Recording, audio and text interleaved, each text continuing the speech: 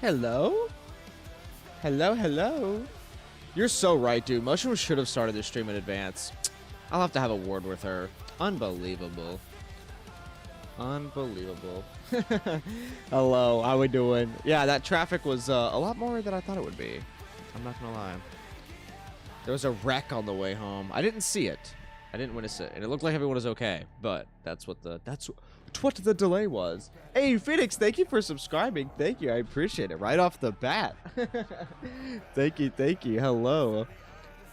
Yeah, so obviously because I'm late, I don't have my coffee, and I am unbelievably tired right now. So I have some coffee brewing, but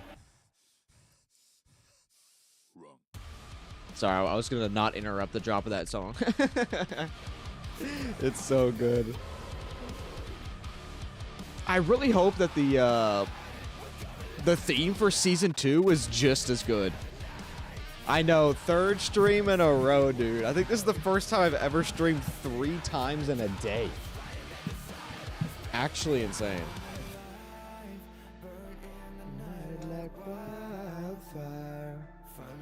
Worried about part B being bad? I think it'll be good. I obviously we'll be talking about like what we think is gonna happen in the PROXY podcast, but it's yeah, we'll see how it goes, dude.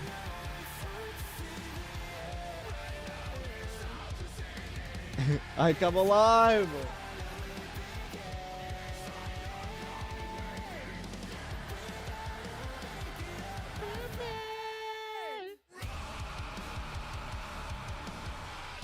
Y'all keep jamming. I'm gonna go get my coffee, and then for those that are new to the PROXY podcast that haven't been around, there's normally like a lot of technical difficulties at the start, but once we get started, we'll be so set. We'll be so good.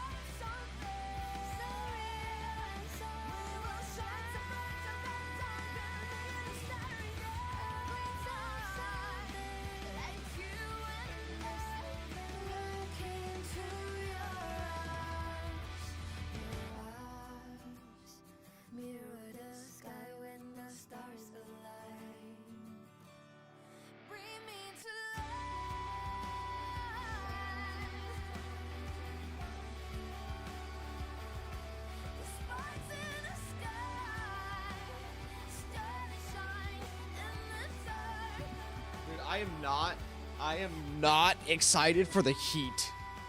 Dude, the heat is coming back. Like, obviously winter is leaving.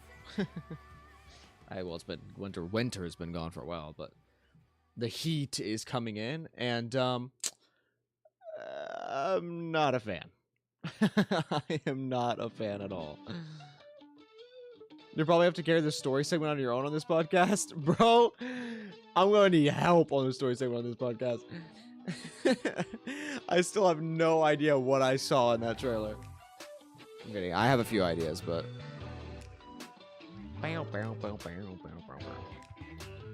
Michigan for the win. If you were a fan, you would be cooler. Just use the AC. Guys. I can't take this. Don't do this to me. Don't do this to me.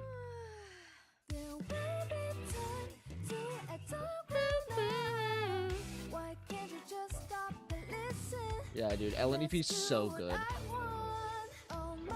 Xbox went showcase went crazy. Dude, they literally said, "You will not want to miss this." It was still fun. It was very fun to still stream it with you guys. Anytime I get to chill with chat, it's gonna be a fun time. But yeah, I'm gonna be honest. I think it was actually really good to get like a recap of what the game is from the devs. I'm not gonna lie. It kind of just felt good. It's been a long time. Still weirded out that it cut out after like 4 seconds. I know, I posted it on Twitter because it's so funny. Here, look, I'll pull it back up. Look, I'll show you. The clip, I was laughing so hard. Hold on. Let me get it. I was like, there's no way. It does feel weird. Here, look. Oh, yeah. Also, if you guys didn't see this, apparently they're gonna have like Game Pass Ultimate benefits, where if you log in, like every time you log in every major patch, if you have like Game Pass Ultimate, then you get polychromes, dinnies, and more. Also, I don't really know what the quantity of polychromes is gonna be, but whatever. Anyway, here's the clip. It's so funny. I need to move my camera. Hold on.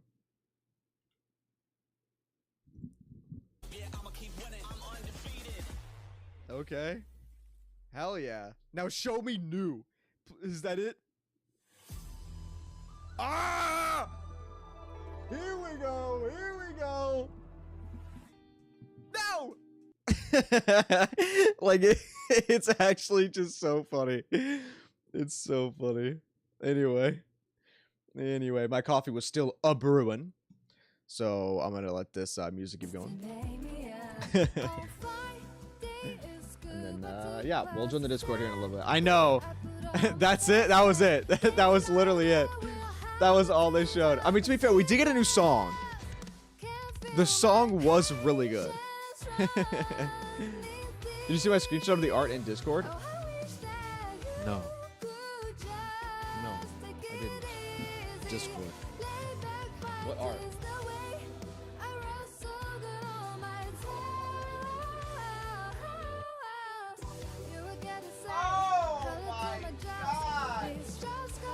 Oh!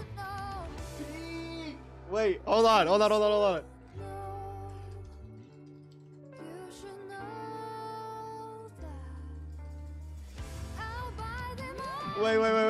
Oh, it's so good.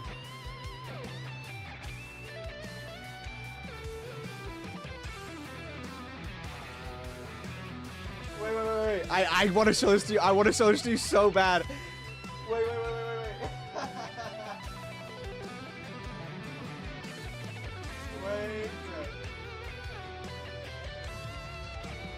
Hold on.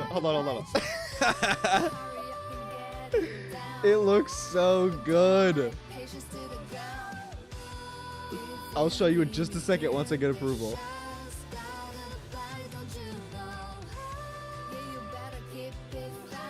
Okay, hold on. Let me see what you sent me in the Discord. An emote? Okay. Yeah, I think we should. I think we need to make this an emote. Yeah, I know this looks super tiny to you right now. Here, let me. Can I open the image? Open link. Yeah, here we go. This is not what I wanted to show you, chat. This is not what I wanted to show you, but this is really funny. Yeah, we can make that an emote. Have ping Ari. Ari. My goat.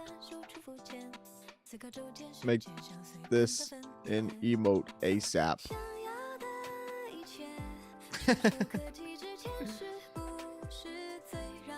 Dude, I really want to show you this art piece so badly. It's for the custom Zenless game show that I'm hosting. Dude, oh my god, I love Lulu so much. Their Zenless art is so peak.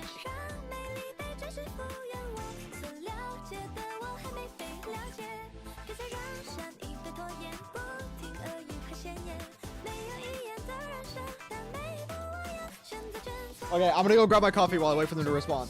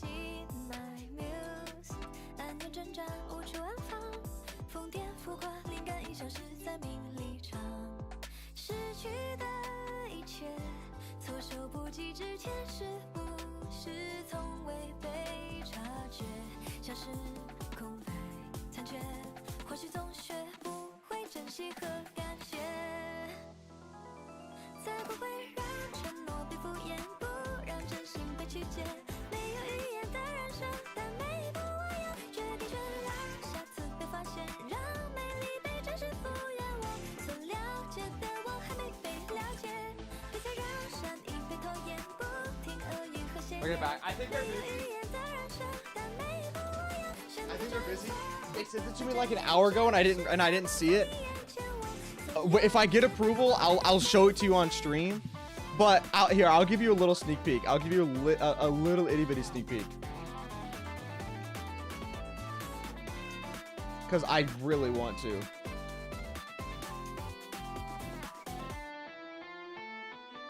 Okay. How do I show this? Like, sneakily. Okay, ready? Ready? Okay, this is just gonna be a little sneak peek. It's gonna be a little sneak peek. Once I get approval for, like, showing the full image, I'll show it to you.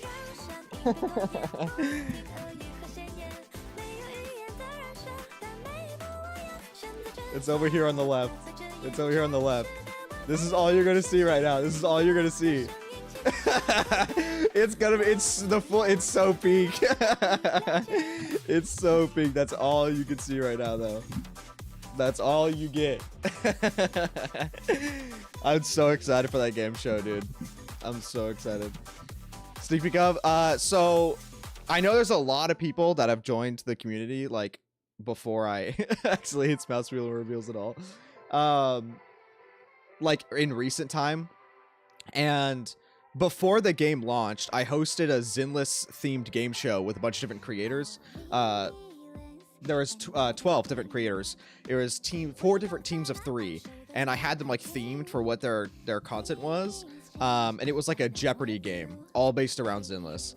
And I'm doing another one now, and it's going to be all based on season 1 of Zenless, since season 1 is ending. It was so scuffed. It was so scuffed, but it was good. It was good. Okay, it was my first time ever hosting an event with creators, and my PC, my headphones were old. They were fucked up. My PC couldn't handle it at the time. I have a better PC. I have new headphones. I understand my hardware better. So yeah, it's gonna be really good. I'm getting everyone custom artwork done again, just like last time. Oh, dude, it's gonna be so good. Yeah, better monitor. So yeah, look forward to that. But again, I will wait to showcase all of it until I get the approval from Lulu. But in the meantime, let me go ahead and join the server because I'm sure they're waiting on me. And once you click that, I'm so late. then I'm so you should sorry. be able to share that main screen. And just press that. Okay. Mm-hmm. So let me hide some stuff real quick. Yeah. Hide that. Oh, why does it? Because I know you have like chat and stuff up Mm-hmm. on your yeah. Oh, welcome there we Azrael. go. I think my mic was on the controller, my PS5 controller, so I'm so sorry if there was just noise coming through. I don't think I heard it, so you're all good. Okay. Was good. You're Bless. fine. Yes, I'm so sorry I'm late. Traffic absolutely dogged me on the way home.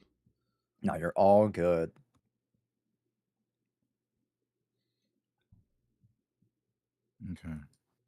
Okay, no.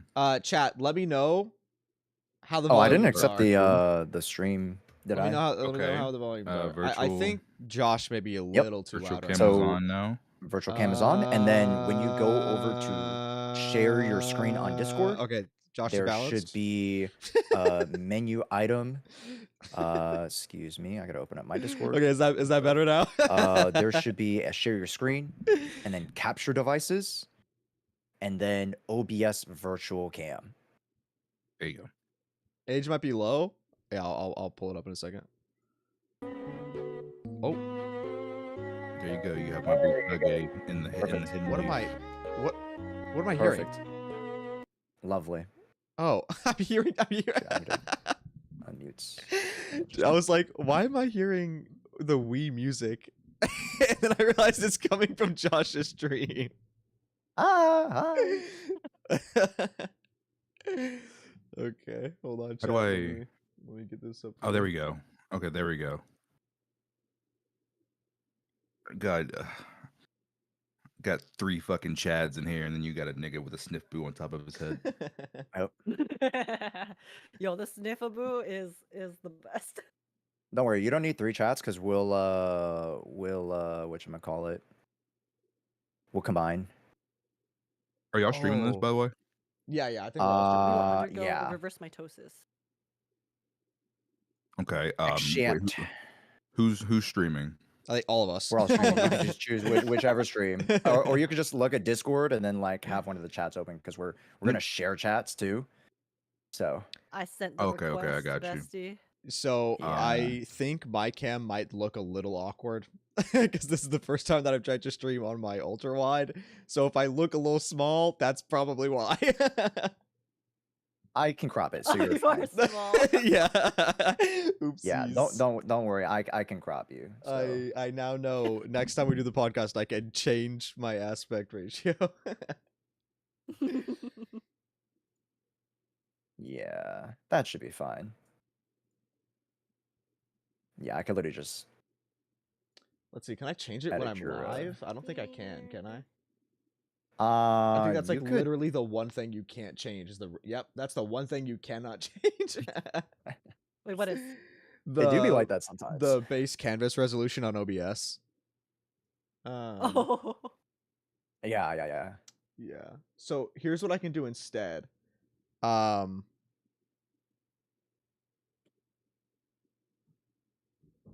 Let me disable it on. Hey chat, remember when I said we're gonna have technical issues if you're new here? This is what happens every time. Okay, let me disable my camera.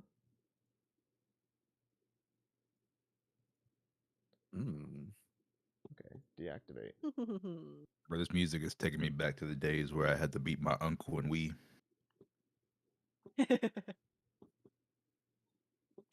We boxing, we bowling, Okay. golf, baseball, tennis. Chat, if you saw the background green screen gifs, that's jokes between the boys, okay? you need to act like you didn't see those. It's literally just the like how you could green screen the background. Yeah. Yeah, a lot of it was just men kissing. on the game. It's literally just gifs of men kissing. So my bad, chat. You weren't Hey, supposed to see listen, that. I'll never complain about witnessing that. Okay, it's Real, beautiful. real. I mean, hey, literally 1.7 is giving me so much of my yaoi cocaine. Okay, so I'm thriving. I'm thriving right now. Understandable. Yeah, thank you for following. Wolf Okay. Knight, thank you. What I happens when the think- green stays it? Listen, it's funny when my can we boys get look away a on audio check cam, from everybody just one more time, and please? then they look back, and it's just a gif of men kissing. It's Yo, funny, what's dude. up? What's up? It's Okay. funny. Hello. Okay, perfect. As Hello. It is I. okay. I started recording. Let me turn off the fucking weed music. Does my That's camera gonna get look annoying good on on my your part. guys' side? I know I'm like Yeah, it laggy, looks but at great. least the aspect ratio is better. No, I think it's fine to be honest. Okay. Like it only lags a crazy amount if you go like, you know what I mean? Like if you're just like moving slowly or just like bobbing, like yeah. it If I looks just good. move at like 3 FPS, it works. You guys don't see the dust here. No, I don't. Don't worry, I I have. don't, Oh it's my okay. gosh, I have so much dust because like I have a black tabletop, so it's just like, yeah. Josh, what camera do you have? Like legit, I'm gonna I say ha- this every single time. Like you look so crisp every time. Honestly, way true. Like what camera do you have? This is the Sony A 6100. Is that not what Is I it like have? a webcam? You use a 4K cam link? Yeah. Oh, Is you that have like a a webcam or like a A600. camera? It's a camera, Oh. but it's not DSLR. But it is a Oh, see, nice. mine camera. is. I have a Sony Yeah, the Z10? ZV-1. No, I do. I have the Cool. ZV-E10. Is what I have. E10. Yeah. Because that one that one's much better for like vlogging. It gives you other like a bunch of other quality of life stuff, but mine is a I lot have more a like webcam. Oh, here, I got you. Here, let me show you what mine look. Let me show you what my setup looks like.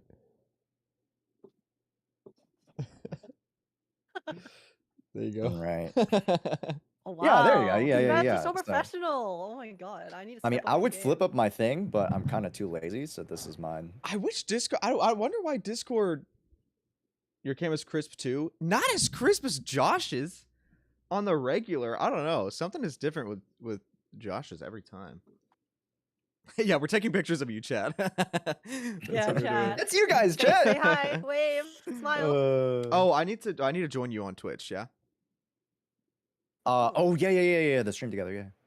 Honestly, wait, I think I'm Yeah. trolling because I think I actually have my camera set at 720p instead of 1080. We're trolling. I can't believe you're trolling. We're trolling. I will fix it for next time. I have knocked. Please answer the door. I Knock, think knock. if. Wait, do I also need to accept it? It just says host. If you're the host, then I think so. I am not the host, but I can accept because Well. it's the button's there for me. Oh, it's me. I think I knocked on Josh. Oh, Oh, we're all in, right? oh, Yeah, I think we're all in now. Okay, cool. Yeah. Yeah. That's all that matters. Turn mic off. Okay. Oh, I think your mic is on in the yeah, poor. Yeah, there you go. Yeah. Hey, pretty good. Hey, we did pretty good this time. This was arguably our fastest. It was fast, yeah. We did good. Not the Ready to go, everybody? I think we're good. I'm literally gonna do a quick Google of how to we're good. We can start. We're good. All right. Well, welcome in, chat of all areas and ages and locations and platforms, because we are on a lot of platforms right now. But hi, everybody. Welcome to episode 7 of the Proxy Podcast. Welcome in, everybody. Welcome in. Today's a saucy one. We got a lot to talk about. And unlike how we've been bringing in other guests who who do have expertises around gotcha games, this podcast, I think, is just going to be 100% Zenless Zone Zero because we just have so much to talk about. But There is a lot. Mhm. I'm so excited. I digress. I digress. Really quickly, let's introduce the host. Let's start with my boy Az. Oh, what's up? My name is Azrael Vanity. I cover Zenless lore. I stream on both Twitch and YouTube now, which is pretty awesome. This is my third stream today. Crazy. I did the thing earlier and the other thing earlier and then now this. So awesome. And then yeah, that's it. That's me. I do Zenless. Age. Hello, I am Age KK, AGEKK. I play lots of gacha games. I play lots of Zenless, Honkai Star Rail, Wuthering Waves, Reverse. I tend to focus on story. I love reacting to story and things like that, and I am one of your resident gooners over here today, so yeah, that's me. Yep. That. Yeah. No rebuttal. No rebuttal. You know. the resident gooner. Yes. No, she doesn't have me beat. But not the only lighter Mm. fan in this call. We need to welcome in our true. very special guest today. One of our great friends over on the pond next over. Would you like to introduce yourself, please? Yo, what's up? I've been waiting for months. You guys don't understand. I've done so many collabs with so many ZZ creators, but I've always been the host. And my intro to every single one of my videos is welcome to my channel. My name is Kete the Seventh, and I'll be your host today. And I finally get to say, thanks for having me, guys. I'm so glad to be here. My name is Kete the Seventh, and I'll be your guest today. Peak. There you go. Cinema. Yay! Cinema. Oh, Glad to I've been- have you here. Been waiting. I've been waiting so long. Yeah, you Finally, finally you get to stole just- me for your podcast, and now it's only fair that we stole one of you guys for this one. Yep. Yeah, it was good to have you too on the losing the 50. Yes, yeah, it was really fun. Yeah. So, folks. But yeah, I'm Kete the Seventh, and I make a lot of Zenless content. As you can see, there's a sniff boo on my head. He follows me everywhere. He's extremely versatile. People ask why is he there? Because whenever I need like something crazy happens on stream, whether it's an account review or we're reviewing, looking at something else, I can take him and I can move him, and he's like a pointer. He's like a Yeah. pointer finger. Have, Like I can have him sniff. literally put him right on top of what I need him to be on. He's very Yeah. versatile. Directs all the attention. Yeah. Like a North Star. Yeah. But yeah, I'll be your Hokage boo today. Yeah, but you sell yourself short. You do a bunch of amazing Zenless Zone Zero content, just general coverage, a lot of combats and meta-based stuff. You helped so many folks out with your account review series as well. Yep. Glad to have you today. Good Yes, sir. day, good day. But folks, let's let's get Final to the host? chase. Cut to Wait, the final chase. host, introduce yourself. Yeah. Oh, Final host. oh, hi. I totally forgot. I'm here too, guys. My name is Josh, the host with the most. That's I try to. Yeah, I do a bunch of varieties on the Zone Zero content myself. I don't go too hard in the story. I don't go too hard into the combat. I don't go too hard into the lore. I'm a jack of all trades type of guy. Just like to have some fun. So All right. great to have y'all. Thanks for Just being letting here. y'all know I'm about to ping my Discord. I love you guys so much. I'm about to ping 2,000 people to come join Oh, one of your streams. let's go. Yep. Let's go. That's Yep, so many just, people. Just tell. Yeah, send them all over. Send them all over. send all of them. That is a lot of people. Drag them here. You're gonna Kicking you're and gonna get Number the, one gooner on the Joshua side. Yeah, that is you, Pugs. Yeah. No, yeah. We just have the Gooner chats uniting right now. dude for real. Wait, I need to get your We got the jack of all trades, the lore master, the combat master, and the goon master. There we go. There we go. 2 links, one for YouTube, one for Twitch, so people can choose. Amazing. Yippee! Yep. Yippee!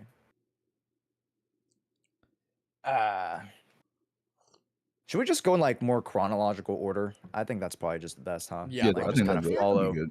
Yeah. follow what transpired in the morning. I even forget, honestly, it's a fever dream, right?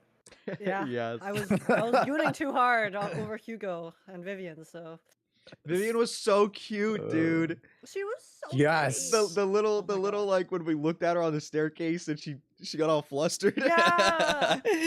Dude, what a cutie patootie. I can't believe it. I'm so excited.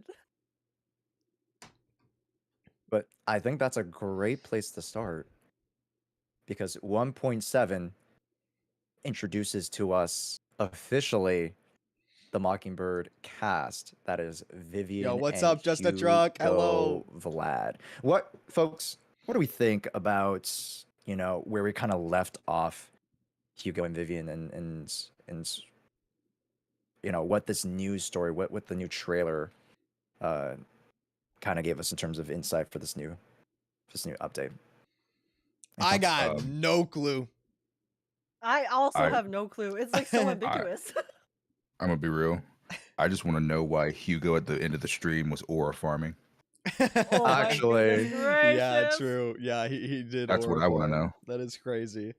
I knew he was going to be the special guest. I think it is interesting Mhm. that they're not even trying to hide the fact that he's not dead.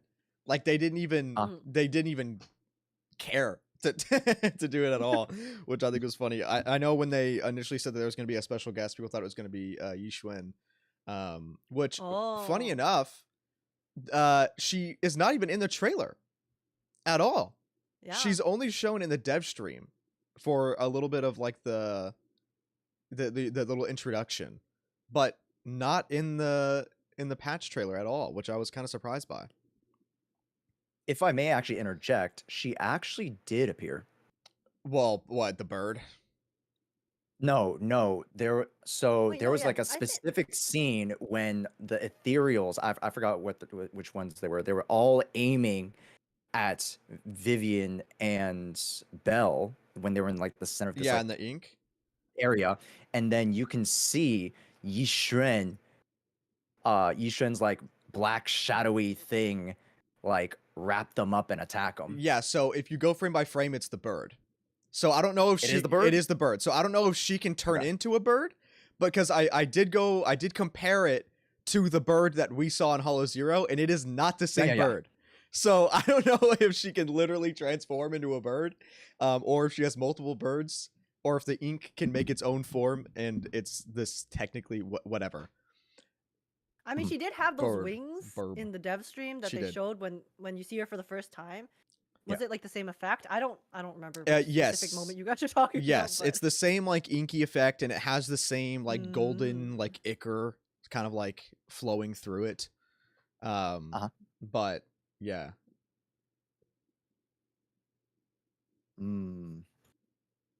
Yeah. The story, it's like really have no idea what's going on, because usually I can kind of tell a little bit like where the story's going. Yeah. But then the most that we got was just them aura farming for the most part in the trailer, and then they showed a little bit of Lycon saving Hugo in like a shipping container on like the chair, and then something about Hugo dealing with his past was the impression I got. But apart from that, it's kind of ambiguous. Yeah, Exactly I where they're do gonna want to take the say story. one person in chat sketch says that she is using a ferro fluid on her back, and that they said they're using ether to magnetize it. I don't know if that's true or not, because the devs did directly say that her powers are not ether manipulation. It's like they directly stated that it is not ether manipulation. It is mystic arts. So unless that's separate from what her mystic arts is, I don't know. But I mean, that would But be then sick. does that mean that there's going to be like a new type of power that they might introduce to the game? They're gonna in have to. 2.x? It's gonna have to be a new power. Mm. But that's gonna be more in the 2.0 side. I don't think we're gonna. Well, Mm-hmm. obviously, we'll probably see her mystic arts in 1.7, but I don't think they'll like fully go into what it is until 2.0. So we'll probably Yeah. be very confused on what we're looking at for 1.7. Just to kind of follow up on that, like very much I think how 1.4 had the interlude with Astriel, I think so too. I think 1.7 will kind of help us bridge a little bit because you know, to kind of go from where we are in this like two-part saga over to now this new hollow, and you know, as I'd love for you to like, you know, kind of break that part of the lore down a little bit, just because we haven't had the opportunity to talk about Lemnian Hollow, but you know, I get ahead of myself. I think an interlude really is needed to help the general player base. I think kind of slowly transition to all this newer information because it's gonna be a lot. Yeah. I think. Yeah. Yeah. That's why I was while we didn't get a lot of new or like really anything new from the Xbox showcase, it was legitimately a very good introduction for people that would be joining right now before season 2 drops. They did a great recap of what the core of the game is and what, you know, some of the base level lore is. And yeah, I thought it was a good little introduction. My chat Yeah, tried and then to. oh my god. My chat tried to gaslight me to stay up another 4 hours to watch that shit. I couldn't. No. I will say they No. did show a new song and it was banger. It was a banger new song. Oh. And The there rap, yeah. In the trailer. and there's It's really good. there is I don't know if it's gonna be an actual character or not. To my chat, we were like, it looked like NSFW like Grace art that they had hanging in the back, and we are like, what is that? Oh. What is that? And then someone in my chat found it immediately, frame one on Twitter, because there was like literally one frame or something in the video where they Yeah. show it. And I can send it in the chat, because I think I have the image if you want to see what it is. Timestamp. But it is I don't know who this character is. It could just be art, but they had it hanging up next to the concept art of some of our already current playable characters, which was odd. But yeah, let me see if I can find the image here for you. But speaking of like new possible characters, in the trailer, actually, I didn't notice this, but then my chat pointed out after. Apparently, there's like one frame of this red-haired girl. Yeah, I Yin got Lin! flamed for that. Yeah. Yin Lin! I got flamed for that because I thought it was. Bruh. I didn't see it was red hair. I thought it was Belle. It so badly looked like Belle to me, and I was just skipping over it. And they're like, "Dude, who is that?" But yes, there is some sort of new redhead chick, which I am Mhm. I wonder if it's absolutely gonna in be a love with playable already. character. Even if she's Mhm. not, I love redheads, so she's 10 out of 10. Yeah. That's She the looks art, by the way. I just sent it in chat if you want to see it. Which chat? Of the server. It's the general Oh, chat for general. this server. In the general? Oh, Oh okay. wow. I was expecting you to send it in the general like Oh, the VC thing? I forget that exists. I always forget there's a general chat in each VC thing. Oh, I Alright, guess let me close this. pull it up for my stream too. Here, stream, if you want to see it.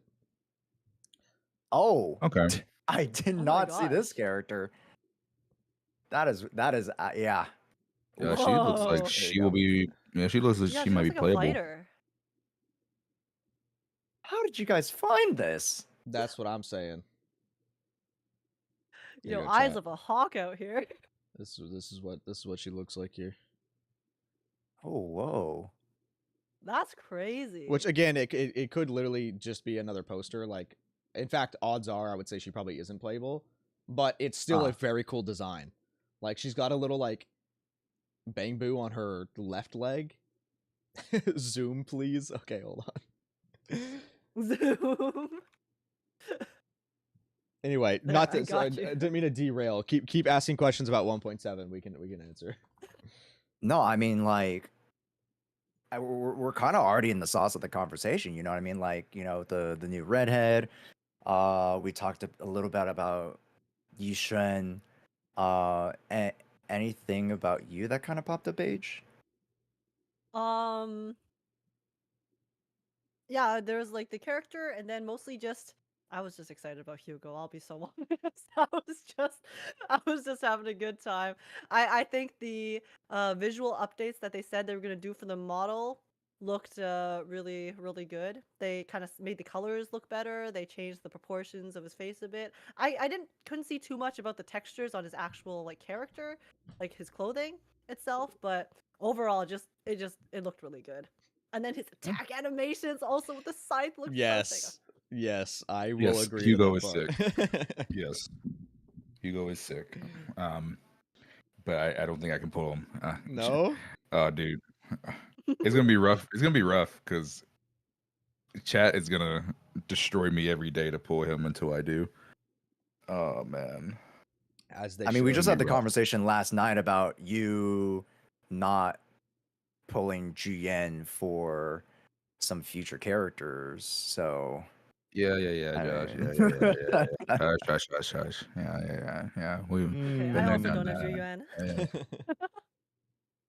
Yeah, good old cakey one. yeah, no, but I think that's more of a conversation for the 2.x trailer, which again, I'm getting ahead of the horse. Let's stick to I know. 1.7. Yeah. But real quick, because there was a little bit more shown about Yushen, I don't know if you guys have any more information on this. I was kind of stipulating that there was the frame in which like there were multiple layers to this one. When you see Yushen descending right on those steps, very much to how Hersher of the Void kind of Yes. walks in the frame. It's like bar for bar. Yep. Exactly. But you slow down and it's not like a regular platform or anything that she steps on. It's like the If sigils. you zoom in, it's like there's sigils on this like talisman-esque like Oh. step that she uses, and that definitely is related to her mystical martial arts, Mystic arts. Yeah. mystic arts, right? Hmm. I'm very curious in like mystic arts has to be a deviation of some elements. Do we think, or is this like some I think genuine it's like new. new I concept? genuinely think it's new. I don't, because the reason why I say that is because they made it explicitly clear, like they made a direct comment that it's not ether manipulation, which makes me think they want it to kind of be a separate thing. But obviously it's gonna have to tie in to either current lore or lore that they're gonna showcase like in 2.0. But I have no idea what like that actually entails, because according to the C inside, the mystic arts is pretty broad for them as well. It could mean a lot of different things, so it's going to be interesting to see exactly how they take mystic arts for her. But either Mhm. way, I mean it looks pretty cool. Yeah. Is it? Oh God, I might be exposing myself here. But you know what? Is it bad, Josh? I did not realize that at all because I was way too fascinated in other aspects of her her Oh, design. yeah. Her Her massive, Yeah. personality, massive right? guns, her Her, massive I her was guns. also great very personality. surprised about certain. Oh, there was dude. I didn't even realize that. I have to go back and watch that now. I straight up did not see that. If you asked me what color the background was, I would fucking fail. The calcium cannons were kind of crazy. I will not lie. I was also Yeah, really surprised. you're right, Red. I'll do that. I'll do that in a second. I forgot. That's the first thing I also mentioned too. I think when she showed up, like with the close up, I was like, "Whoa!" Yeah, I There's was something pretty really big on baffled. the screen. I was pretty. You know, it's funny. I actually didn't notice until the Xbox showcase, because the Xbox showcase one had a more like direct shot of it, And it's Ah. actually really funny too because I was looking at it looked like there's a big circle in the background, and I was like, "Yo, what's that big circle?" As I'm like getting close to the screen, and they thought I was talking about her cannons. But Her W engines, you know, yeah, her two her W, W yes, her engines, two yeah. W engines. Also, my chat wanted me to clarify. The information that they said that it's not ether manipulation is from the CN dev talk for 2.0. Yeah, Not from the yeah, 1.7 good dev stream. clarification. So just if you're Yeah. wondering where that info came from, that's where it's from. Yeah, Well, okay. It was very but shocking. Y'all think she's gonna be released 2.0? I don't know. mm, If she is in fact not a void hunter, which it seems like it's going that route, then probably. But the thing is, I actually have like a theory. This is a super just theory of my own. Yeah, yeah. But yeah, the fact that they mentioned that she's on the level of a void hunter, but she's not a void hunter itself. And then we've had discussions before about what actually like entails a void hunter, right?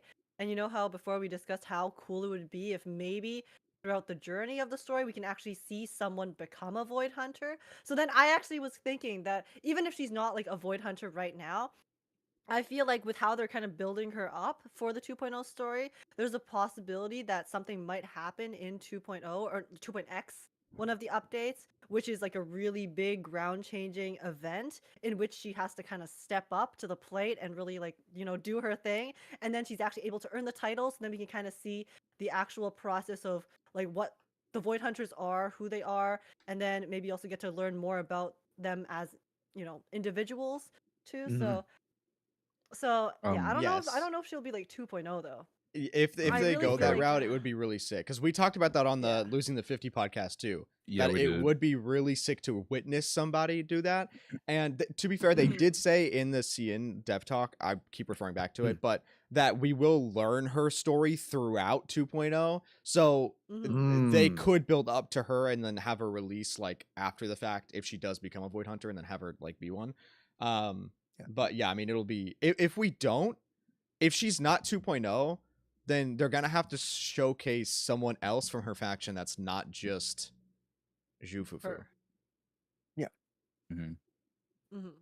Okay, but speaking of that though, right? Saying someone could become a voice hunter, we could like see them like in real time become one. Um, that's interesting to me. Does this open the ability to in the future for them to maybe introduce characters that aren't void hunters but are stronger than void hunters? Because they said that she's on the level of one and she's not one. Could they introduce characters in the future that are not void hunters but they're stronger than void hunters? Could they do that? I mean, I don't see why not. There's technically nothing stopping them. The only thing that really makes someone a Void Hunter is if the mayor gives them a badge. So if they did Okay, something, that was my follow-up question because I was like, isn't the Void Hunter legit just a title? It's not like a Yeah. level of like it's not a you level know, of power. It is quite Yeah. literally just like a medal of honor. Really, you earn it by doing something like a massive contribution to the city, whether that be by physical means or like other means. Then you can earn a Void Hunter title that way, which is it's given by the mayor. So they absolutely could introduce characters that are canonically stronger than void hunters but not have the badge. Yeah, probably, yeah. They probably 100%. could. Yeah. Yeah. So I think with how like Okay. mysterious the Hollows are as well, there's probably lots of different like factions and entities and just groups of people or different species that exist out there that we are just currently like not interacting with, right? So as we explore the world, we could definitely see whether it's like, you know, people who have mutations maybe from the Hollows or the ether or and stuff. Sorry, I'm just spitballing. But yeah, there's definitely just like a very, very like broad spectrum of casts that I think they could introduce as long as they, you know, as they broaden the scope of the story itself, since the scope of the story is still pretty small, I would say, for the most part. We're still mostly focused in New Eridu itself. But then we have, you know, all of these, the AIs haven't really even been touched on, and they have been set up to be like the really, really big thing. So it's like if we're really talking about these big AIs or like ground changing power forces, then who's to say that they're all in New Eridu, right? They Yeah, might be yeah. spread out Yeah. across the world, and yeah. Yeah. See, I really like that. The reason I brought that up to begin with is because when I think about anime and even in real life, there was a professional basketball player that said years ago that there were players back in the day that were better than even the greatest of all time, but they didn't want to pursue basketball. There's always someone Mm. better than you, right? And in the anime, like there's so many animes you can name where you'll meet this side character at the beginning of season 1 or season 2 and they don't really do much, and then come season 4, season 5, season 6, they just get into a fight and you're like, oh shit, they're about to get destroyed. But then no, they're the one doing the kick ass, right? Like, and it's like, oh, so they were this strong this entire time, Yeah. but we just didn't know, Mhm. right? And so I like that they could potentially make characters in the future that don't feel like they're that threatening or don't feel like they're that powerful, and then when we need them the most, they really show their stuff. I like that a lot. Yeah. I wouldn't be surprised if they did that without surpassing the Void Hunter way, though. Like making Mhm. them stronger than a Void Hunter. I do feel like they kind of want to keep the Void Hunter title as like the peak for now, because that is, they have a special like icon in game. They are technically our equivalent of like Hershers and Archons and whatever. So I doubt that they would Mhm. want Mhm. to really have a character that is stronger than a Void Hunter and then not really be classified as a Void Hunter, because it would kind of like mess up the hierarchy. But I can see that happening with we kind of have with the Anby, but like it with Billy too. Like obviously he's the one that's like, oh, Mhm. he's silly, haha. But then he'll lock the hell in My at silly some point, and goofball. then we'll have S-Ring Billy. And then Yeah. hey, we might even get S rank Nicole because she's definitely going to lock in later too. Forget the maybe part. Leave the maybe part out. We will Yeah. get S-Ring and Nicole in the future. Yeah. Asterisk Nakamata too, right? I mean, Yeah, well, double S-Ring Nekomata. double Asterisk. She'll get a job change, a Yeah. path change. Yeah, exactly. Yeah. Mhm. But I mean, that Okay. kind of leads us another conversation in itself.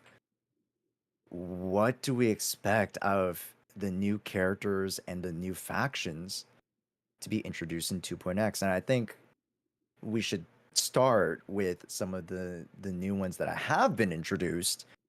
I guess we'll kind of go in order. Yunkoi Summit. Yeah. I mean, we have 2 confirmed. One as a poster art, um, prospectively maybe. And I I did my own little like thought experiments on a YouTube video of just like how you could break down the entirety of the year. Mm-hmm.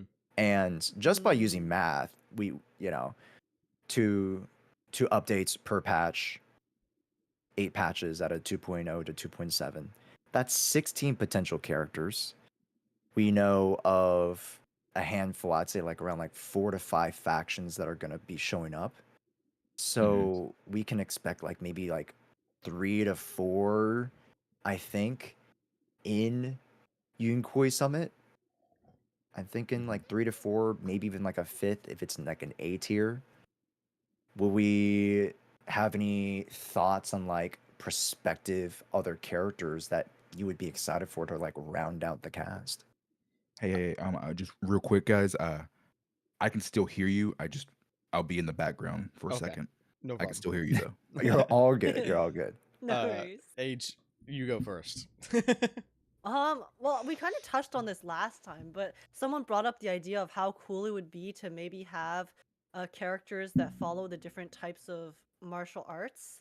Uh, Forms, I Yeah. think was what it was exactly. I'm not too familiar because it's like right now we have, we have Bird, we have Tiger. So if the faction does end up having a lot of characters, which I do also think it will, because it kind of feels like we are kind of long overdue for a brand new faction that has like a larger cast. Yeah. Because the most recent new Mhm. factions we've gotten have just been like the 2 off, which have been amazing. But obviously, if we're going into a new update, a new season, they're definitely going to want to expand the cast as a whole.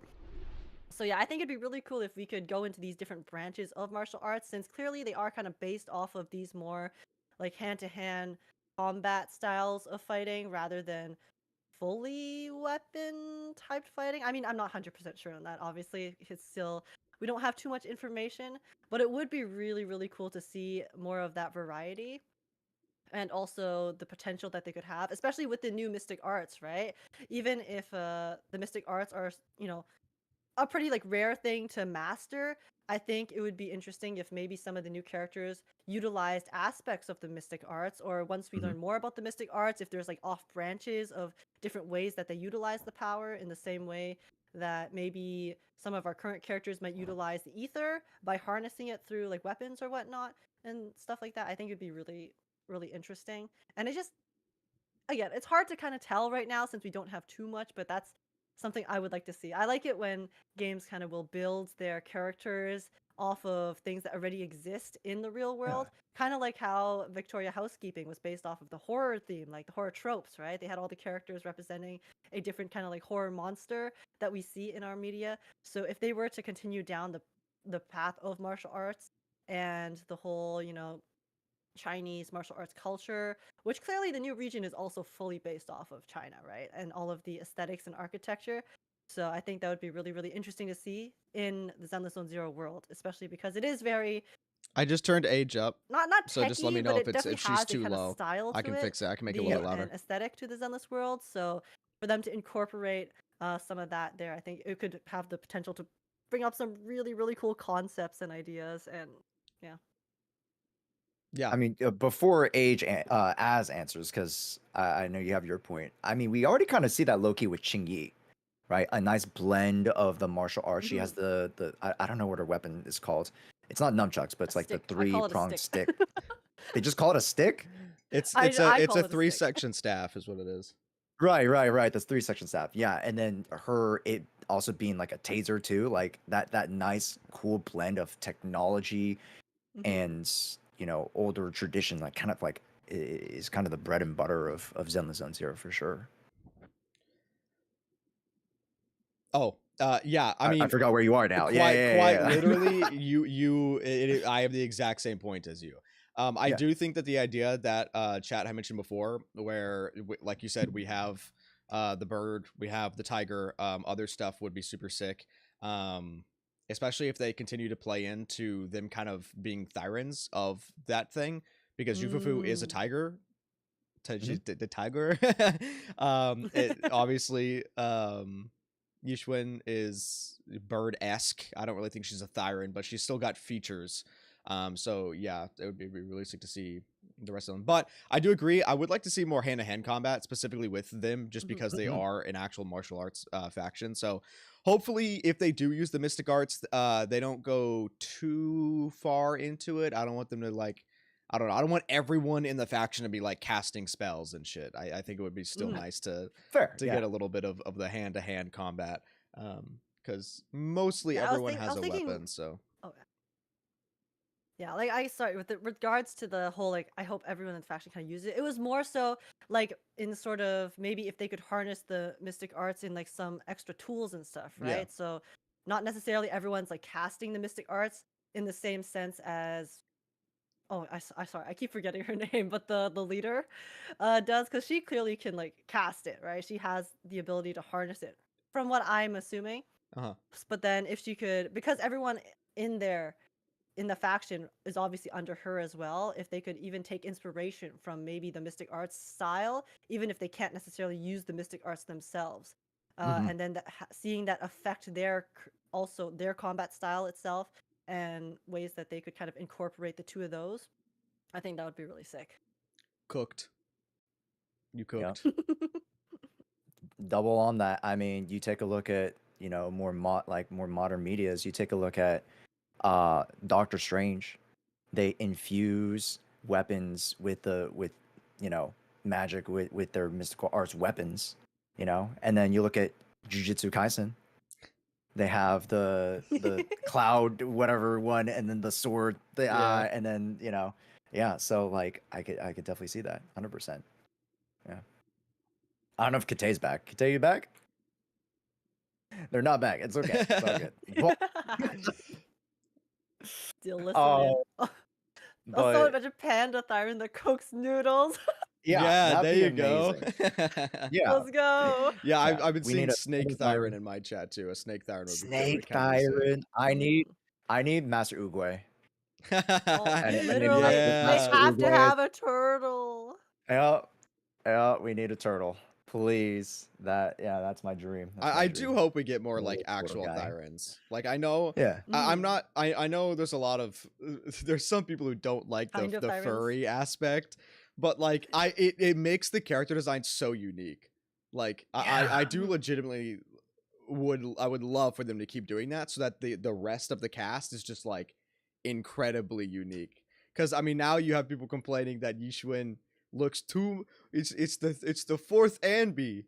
It's the third Anby. There's too many Anbys in the game. So I Bro. mean that would help. I quite literally had someone after they saw Yishuan's design from the dev talk. Someone wrote, I shit you not, I counted an 8-paragraph comment on how much they Holy. hated Yishuan's design. There is I was like- there is a Oh, lot of why? hate for her design that I've seen. I'm not gonna lie. I was like, I've brother, it. Oh my god. Yeah. It's crazy. They're passionate about hating it. I think 8 I've seen more paragraphs, bro. hate than I've seen love for that design. Yeah, like I think it's a month weekend. because- Sorry, go ahead. Oh no, because I was saying I don't like hate it necessarily, but also because it is very similar to some of the designs we've seen already. The fact that it doesn't feel as unique definitely adds to my lack of, I guess, desire to really like it, if that makes sense. Because usually the designs that appeal to me the most are the ones where I'm like, oh my god, that looks so cool. That looks like this new character looks amazing because they're so unique from the rest of the cast. So then Mhm. when, people as a whole, are seeing design that looks kind of like Anby, and we've already had like a huge Anby patch, of course, and then like her color scheme's the exact same too. Mhm. I know people had some theories how maybe the Anby clones were actually based off of Yishuan, because there had to be some sort of origin for why the Anby clones, appear the way that they do. So if they decide to go down that track, I think it would be a nice way to explain away why she does look so similar. Because I do agree with Az, and I promise, I'm not a furry, okay? But I just think that it really is cool when if we were able to see more like full Thyrans, because it's like we have a lot of characters who are kind of like part Thyran. They have like this kind of like Nekomimi type of aspect to them, whether it's just like ears or a tail Mhm. and things like that. And they're cute and they're nice, and we kind of see them a lot in a lot of these anime types of media and in character designs. So I think if they were to kind of dwell more on the Thyran aspect of the world too, it could also be very interesting, because the entire idea of Thyrans, they are like a different race from the humans, and then whenever it would be interesting to see some, maybe like if there's any conflicts between stuff like that. How did this world kind of come about? There's so many different races, that where did they all come from? How did we turn into this society that has so much variety and multiculturalism Yeah. in it, I guess? Gotcha loves white-haired waifus. I mean, white hair is just trauma, right? So like, it's Yeah. just, Yeah. Yeah. I do love the white-haired Yeah. characters, but yeah. I was gonna say before we go too far into 2.0, did we want to reel it back to the 1.7 like update show? Oh yeah, Okay. Oh yeah. Yeah. So I'm just gonna ask, what ideas do you have for where the story's going? Or I guess if we want to do something more specific, what happened to Hugo? yeah. Any theorems? Any hypotheses? I think for me, seeing some of the frames of I think one particular frame really stood out to me was the frame where like he's like hunched over and then his eyes start like flaring out. I think he does receive the blessing of a what's his name? The The guy, creator.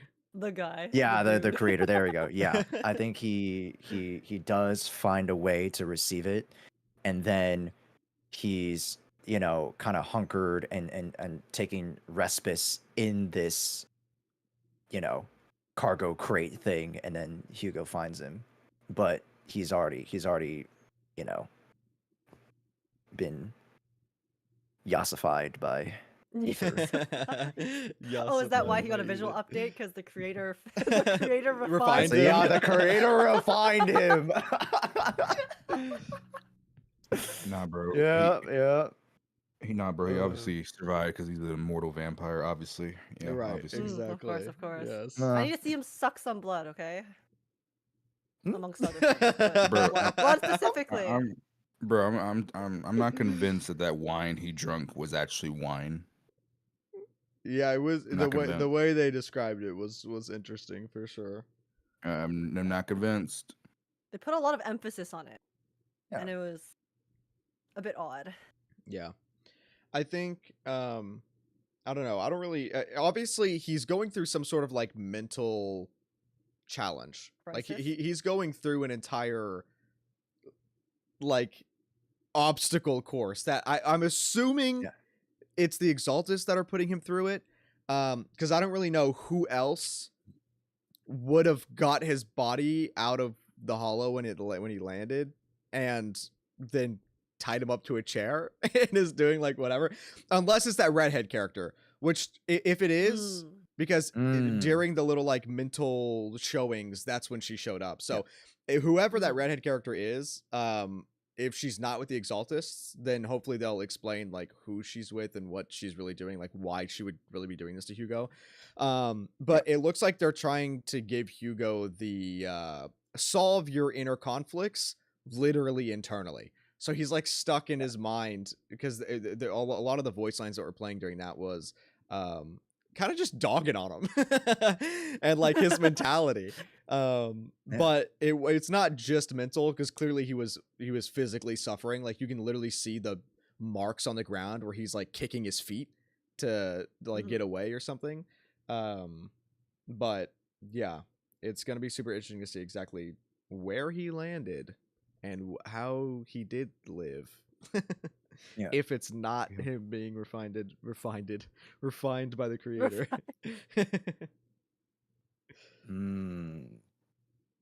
Yeah. I also think that from my impression, again, I was kind of losing my mind a bit during it, but the impression I got from the trailer itself, which is why I was like also kind of confused about where the storyline was going to take us past the previous one, is it really seemed to me like Hugo and his kind of, struggles that he was going through also are kind of like heavily related to, the Ravenlock family and his past. So I do feel like there might also be like that red-haired girl. We still don't know who she is, right? But I feel like maybe she could also be someone from his past who is coming back and then trying to like bringing up all these bad things and issues and memories that are definitely affecting him after also having gotten stabbed and like yeeted into the hollow as well.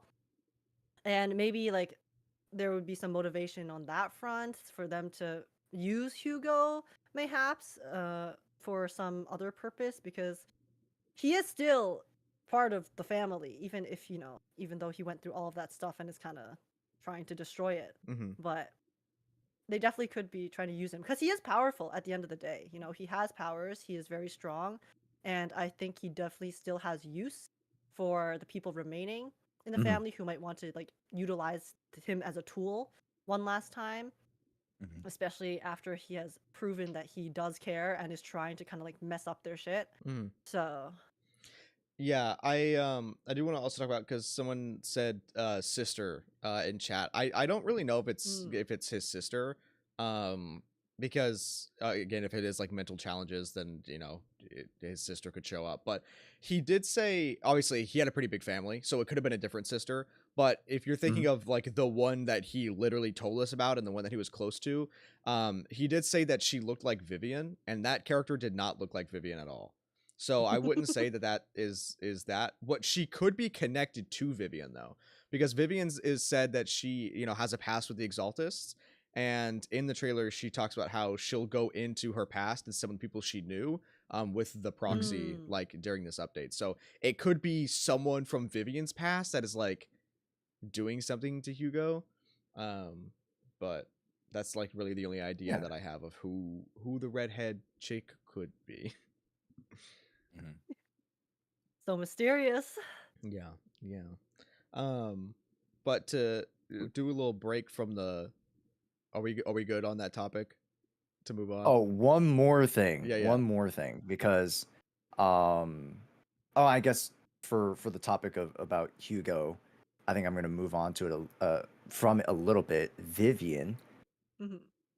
there are some scenes, and I don't know if you guys have any opinions on this portion. I think hopefully this is where Az was going a little bit next towards, but there are some scenes or potentially even visions, just like huge flashes of uh, of us with Vivian herself, and there was this one scene where we find her injecting herself with a vial. Yup. Performance enhancing drugs are never the answer, but what are our thoughts on that? Yeah, does anyone else want to go first before? Is it, bro? I Okay, completely is it missed that. just I'll be so honest. So is it just me, or does Vivian not come off as innocent as she might be? In Like what when she's way? with the proxy, right? Like when she's with the proxy, right? And she's like she activates her simp mode. Uh, I always get like, just I don't know. Is it just me, or I'm just always like, okay, yeah, you're hiding something. You're hiding something. I mean, You're she's hiding hiding. She's something. definitely hiding a truth of like her past in terms of how she's connected to the Exaltists. Mhm. But I don't think she's like. I don't think it's malicious. She is definitely like still hiding some information. I just don't think it's like gonna counteract any of our plans or what we're like going for. Okay. Mhm. Yeah. I mean, like, there's so much that we also don't know about her in relation to us. And, like, she did mention, like, oh, I won't tell about my origins and, like, my relationship with the proxy. And, like, we know a little bit about, like, oh, yeah, I can fangirl online about proxy and, about the proxy and stuff. But, like, there's some underlying reason about that, you know, about her not fantasies. What's the word I'm looking for? About her Visions. fanaticism. Oh, mm, No, more just fanaticism about us. And then, well, that obsession. kind of also, yeah, obsession. There you go. Yeah, obsession. And then that also, again, yeah, ties to her visions, because maybe they might not just be of, you know, tragedy. Obviously there were some pretty graphic scenes, quote unquote, that were kind of flashed on the screen there, and if we were to assume those were the visions. But I'm curious on what do you guys think about what we can see her develop, I guess, throughout this second part of the story. like how her character will develop. I mean, both her powers, how we see it manifest, etc. Um, I think it's gonna be interesting how Hugo was kind of the one who died in 1.6, and I think they're trying to now bait it and be Vivian is now gonna be the one to like sacrifice herself. In 1.7. So I wouldn't be surprised if because again I don't think her like front of being obsessed with the proxies is fake in any way. She did say that the reason she's obsessed is because we saved her life in the past. She didn't Mm. explain. We don't know what mission we saved her on, but she did say that we did save her, and that's why she's so obsessed. But um, yeah, to link it in to the injecting herself thing, I think it is literally just she's so obsessed, and that obsession to protect us also links into like taking down the sacrifices. And so she's going to use it as a double opportunity to like do something with whatever the hell she injected herself with. But I also, like you mentioned it, the scene in which she injects herself is a montage of events. They didn't actually show it. They showed it as a memory, which is interesting because I don't know if this is the way they're gonna go, but someone in my chat mentioned it, and then now every time I look at it, it seems like that's what's happening, but it could just be a red herring. When Belle walks up and looks down in the area in which Vivian blocked the shot from the sacrifice and was protecting Wise, that is the area in which she injects herself, and the zoom out shot of where it looks like she's in energy blasted from her and whatever. She could be dying. Belle has the little symbol glow in her eye, and then it goes through a montage of all of the memories of Vivian, and then cuts to Vivian opening her eyes. So someone in my chat said, what if we're now actually going to go into the time shenanigans and we somehow reverse time? Which I know sounds crazy, but at the beginning, the very opening cutscene of season 1, do you remember what it said when the holo expanded, when we first got Fairy? I remember they said a couple words. I forgot what they said. It was the cutscene where it was like the weird thing between Wise and Belle, and the holo started like expanding, and then it said rewind, and then it started reversing. I remember what you're saying, but I don't remember the words. We I don't still remember the have words. I no remember seeing it. It's been too idea long. My where goldfish that memory. where that could have like been, because I know the symbol looks like the Void Hunter symbol. It really does. But it's too different. There's little things that make it not the same symbol. And I think it's more of like trying to resemble a black hole, or like the holo, or the way that Holo Zero like has the little like space bend at the corners. Because if it is that, it's kind of similar enough to link back to the first vision with the rewind thing. And that could link into whatever power our eyes are.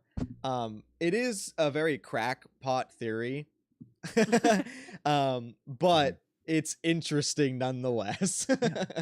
So, yeah. There's what I 100%. think would be cool if they go into with her and Vivian, or with us and Vivian. Yeah. I mean, I don't know about the time stuff, since I did not like think about that at all. Forgot about that scene. It was so long ago, I'll be so honest.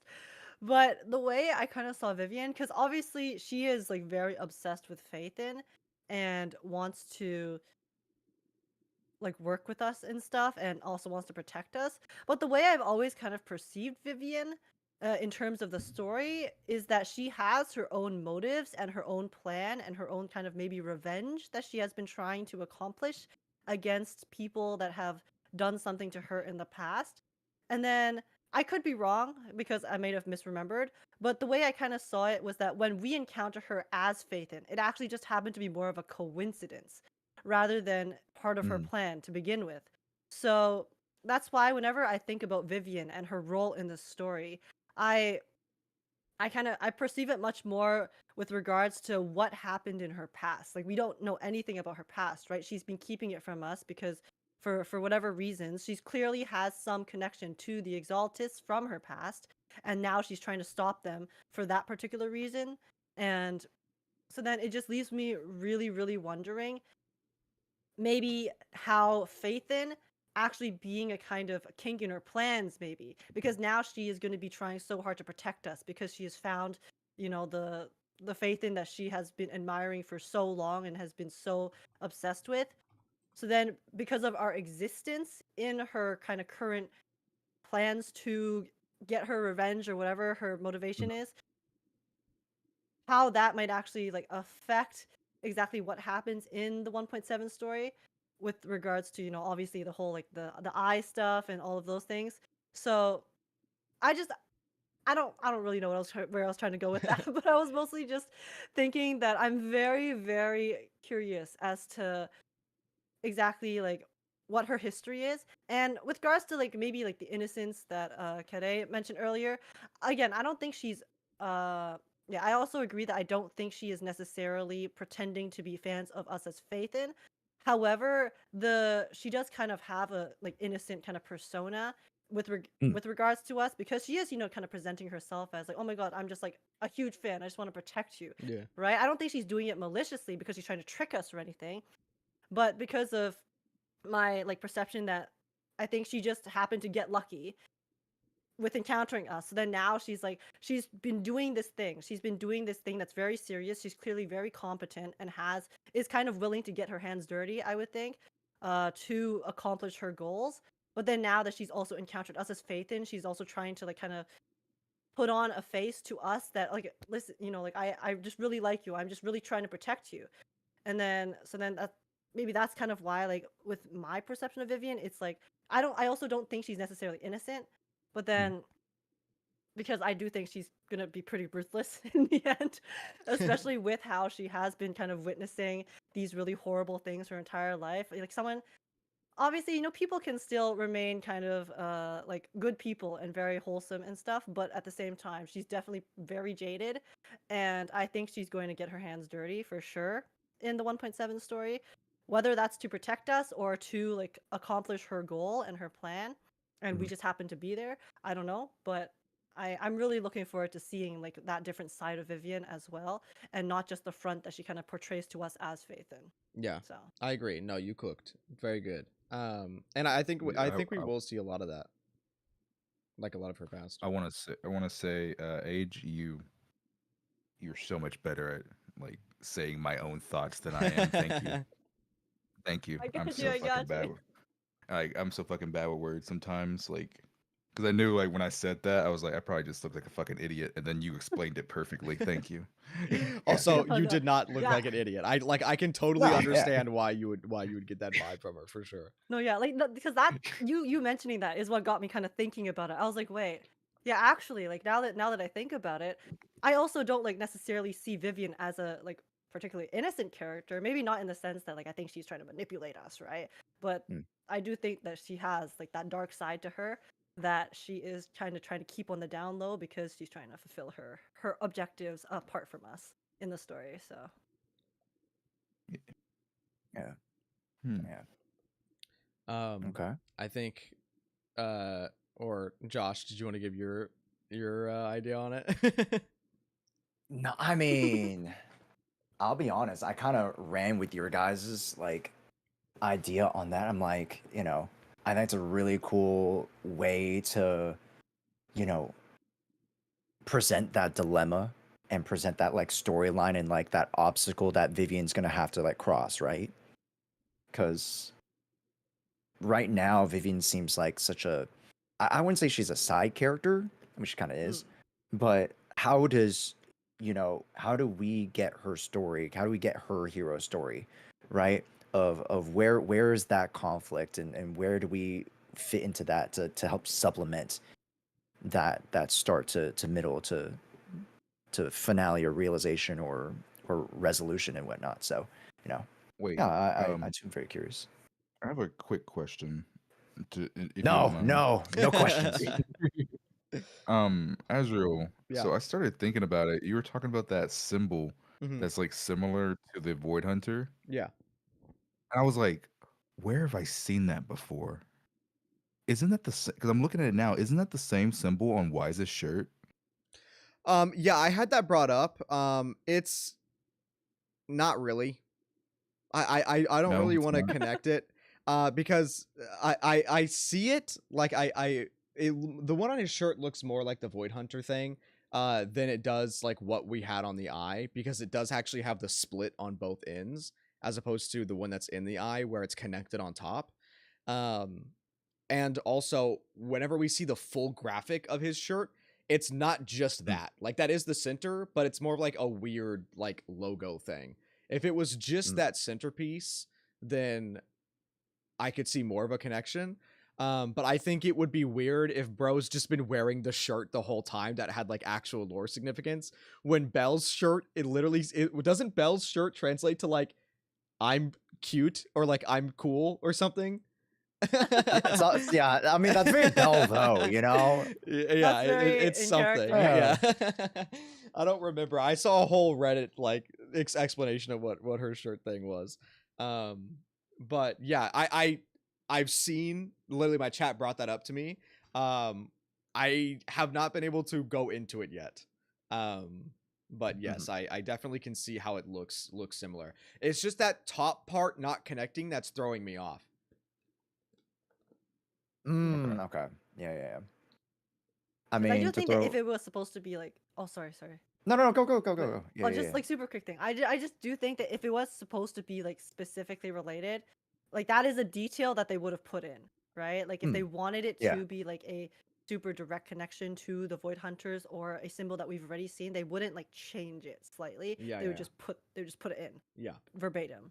So That's why I think it's not the Void Hunter symbol, even though it looks so similar to it. Because there's just Yeah. it's the small things. And I have no idea what they're gonna like do with it, but Yeah. it'll be interesting. But to switch the topic to a little bit more on the meta side, that way it's not just lore. That way you can get your whole thing in. How are Vivian and Hugo looking as units? Okay, so Vivian is looking to be an incredible unit. If you are an Anomaly fan, you're gonna probably want to pick her up, unless you just don't have the pools and you really want to save for 2.0. If you're an Anomaly fan, like you can't go wrong picking up Vivian. You just can't. She works with every single anomaly in the game. Like you could put her with any anomaly and she's gonna pop off. So yeah, she's kind of like Bernice, but ether. Okay, I was gonna ask, what does she like really do? I was just too distracted by how beautiful her animations were. your So animation is how floaty it she is. has like, is it like what, dot damage based off the anomaly that you do? So she has blooms, and blooms can be triggered by other characters in your party doing EX specials. That's why her designated drive set is activated by someone else on her party doing an EX special. So like it completely fits in line with her kit. And she's able to do extra instances of anomaly damage when those blooms are procced, and also do more ether anomaly application. Yeah, she think of Bernice, but instead of, you know how Bernice, you just gotta hit the target with basic attacks, EX, like you just hit the target and you'll burn her gauge. Yeah. Vivian wants you to use EX specials. Vivian's also very quick swappy. Like you don't keep her off the field forever, but you're not going to keep her on the field for a long time either. She's very quick swap based, Gotcha. which is why she's going to work very well with Miyabi and Yanagi specifically. But she's still going to work very well with any anomaly in general. But she's going to be incredible with Miyabi and Yanagi. So if you have one of those characters, Yes. she allows you to free up a slot too. Because right now, I've seen a lot of the community when it comes to their accounts, they are like putting Miyabi and Yanagi on the same team, or maybe they're doing Astra Nicole on the same team. Those are just two examples. There's others I can use, but I'm just going to use those two examples. So if you were able to pick up Vivian, you can now take Yanagi or Miyabi off of that team and slot in Vivian, and then put the other one on a different team to carry. That way you can power up another one of your teams. Or you can take Nicole or Astra off of one of your teams and put Nicole and Astra on a different team. So Vivian will also allow you to free up some slots to let your other teams thrive. So she's just a very good pickup, in my opinion. If you're an Anomaly fan, Yeah. If you don't have a lot of Anomaly agents or just don't like Anomaly, I don't think she's worth picking up at all. When it comes to hyper carry stuff, it seems like Julian will still be slightly better. I think Vivian could still potentially play hyper carry just because, you know, as long as you buff anything in the game enough, it'll do the job. But Mhm. in terms of that, Jian's the better pickup for a hyper carry in terms of ether. Uh-huh. So if you're not a huge anomaly fan, or you don't have a lot of anomaly characters, or you don't plan on getting anomaly characters in the future, then she's probably not for you. But if you do have anomaly teams, then she's a great pickup. Amazing. So, what about Hugo? Because his gimmick is what is it called? Totalize or Yes. okay, yeah, yeah, yeah. Yes. Is that even like a is it looked cool? Is it a good gimmick meta wise? Hugo is it's a gimmick some people will like, some people won't. I thought you were So gonna What does say it it's do? ass. I really thought you were gonna say Hugo's ass. so basically he ends the stun early. He Yeah. does by ending the stun early, he does a Oh. big nuke. That nuke can either Mm. be on his EX special hold or his ultimate. The issue is with Hugo, he doesn't do damage outside of stun. Okay. um like Oh. he actually does slightly less damage than Ellen outside of stun. Oh, really? Um so you basically need to center the team around getting to the stun window as fast as possible, So trigger and then question mark? taking advantage of that stun window. 100%. Yeah. That's why in the showcase they showed you lighter Lycon Hugo double Oh, stun. yeah, but that So that lighter was was why. cracked. Did That you was see gonna be that? that That lighter was that was doing gonna be my team. damage. I was gonna build Yeah, that team even before they put in the showcase because I was gonna call it my double date team. You know, Hugo and Lycon are off doing their thing. I'm with Lighter doing my thing. We're double dating. Real. And yeah. but so you're So telling me, but it actually works for the meta too, for like the play yeah, style. so Mm, you can make a very, very strong argument, and it's probably not going to even be an argument, to be quite honest. It's probably just going to be straight up better mhm. that double stun teams with Hugo will be his best in slot, whether it's lighter Lycon, Lycon trigger, lighter trigger, like Chingy trigger, Chingy Lycon, like because getting more stun windows means so much more to Hugo than it does any other DPS in the game. Getting one or two more stun windows can be the difference. Mhm. Um, That's kind of and interesting. if you're playing one stun with him and a support, you're gonna stun significantly slower. Even if you have a really good stunner like Chingy, for example, Mhm. you're still gonna stun significantly slower. Because you got to remember that now that everybody can use their ultimates, having two stun agents on your team, that's two stun agents doing massive days damage with their Yeah. ultimates. So you can cycle them. You can cycle in between them for each stun to get stuns extremely fast. Um, Hugo, he he quite literally is going to be the character that you're either going to think he's shit or you're going to think he's great depending on your team setups, and that's just how it is, unfortunately. Yeah. um it's a very interesting way to go about a character. I don't hate it. I think it's actually very unique and cool because also when he ends the stun he gives days. Yeah, He yeah, I he saw gives a that. little bit of the days back. Yep. It's a very unique and interesting thing to do for a character. But it does kind of limit him right now, and I want to emphasize right now because we don't know what the hell they're gonna do when it comes the 2.x versions of the Yeah. game, right? So Right. they could Mhm. easily make characters in the future that synergize even more with Hugo, for example. But on his release, he's going to be a character that people either think is complete trash or people think is really good. Um, and I think that's going to really depend on the kind of teams you have. And now you're going to have to actually really invest into your stun agents. Which a I lot of used Yeah. to people say don't Oh, do, don't for I worry, I have guess. been. I used to Yes, you say for have. months. Yeah, yeah. So for I'm damn near going on 200 account reviews at this point, and I've said for months Goodness. now that you can really, if you really need the resources for someone else, you can get away with the bare minimum for your stun agent as long as they have Mhm. the impact and as long as they're level 60 and their engine's level 60, you can get away with the bare minimum. With Hugo, I don't know if that's going to be the case because your stun agents doing non-negligible damage outside a stun might be the difference now in getting a good clear or not. Mm-hmm. So you might actually need to invest into your stun agents pretty well if you're going to play them with Hugo. Because if your stun agents are built really poorly in terms of sub DPS damage, Yeah. and they're just getting to the stun, now you're having to rely everything on Hugo. Yeah. And if your Hugo, if he's not hitting hard enough, he ain't hitting hard enough. So Yeah. you know, Yeah. That's fair. I can Um, see how that could be a little rough. and then another issue is he might be reset. He might be reset zone 0. And what I mean by that is because he has like such a big nuke in his kit, you can go one or two ways, right? You can either go extremely high crit rate and Mm. try to make sure you never miss that crit, or you can go the opposite direction and go a Try to middle hit. ground crit middle ground crit rate.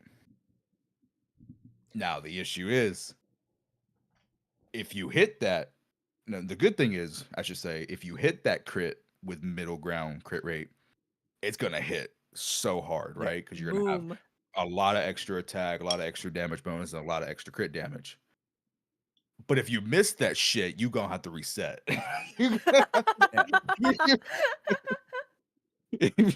That's unfortunate. If So that I'm shit, gonna put Hugo on my team, and I'm gonna Unga Boonga, and I'm gonna be like, his animations look so cool. This team is awesome. That's what I'm gonna do. yeah, and I want to kind of stress on that with the crit stuff and resetting because for people who played Genshin before, there's a character called Eula. Hugo is Bro, you spoke extreme. my mind. I was legit gonna segue into the other So, conversation. Go so, ahead. You do it. so Eula is my favorite character of all time in Genshin. I still play her to this day. I actually have her C6. That's how much I like her. But Eula is a character where all of her damage is back behind her burst. More than I think it's like 55% of her damage Oh. is in her ultimate. It's one hit. It's not multi-hit.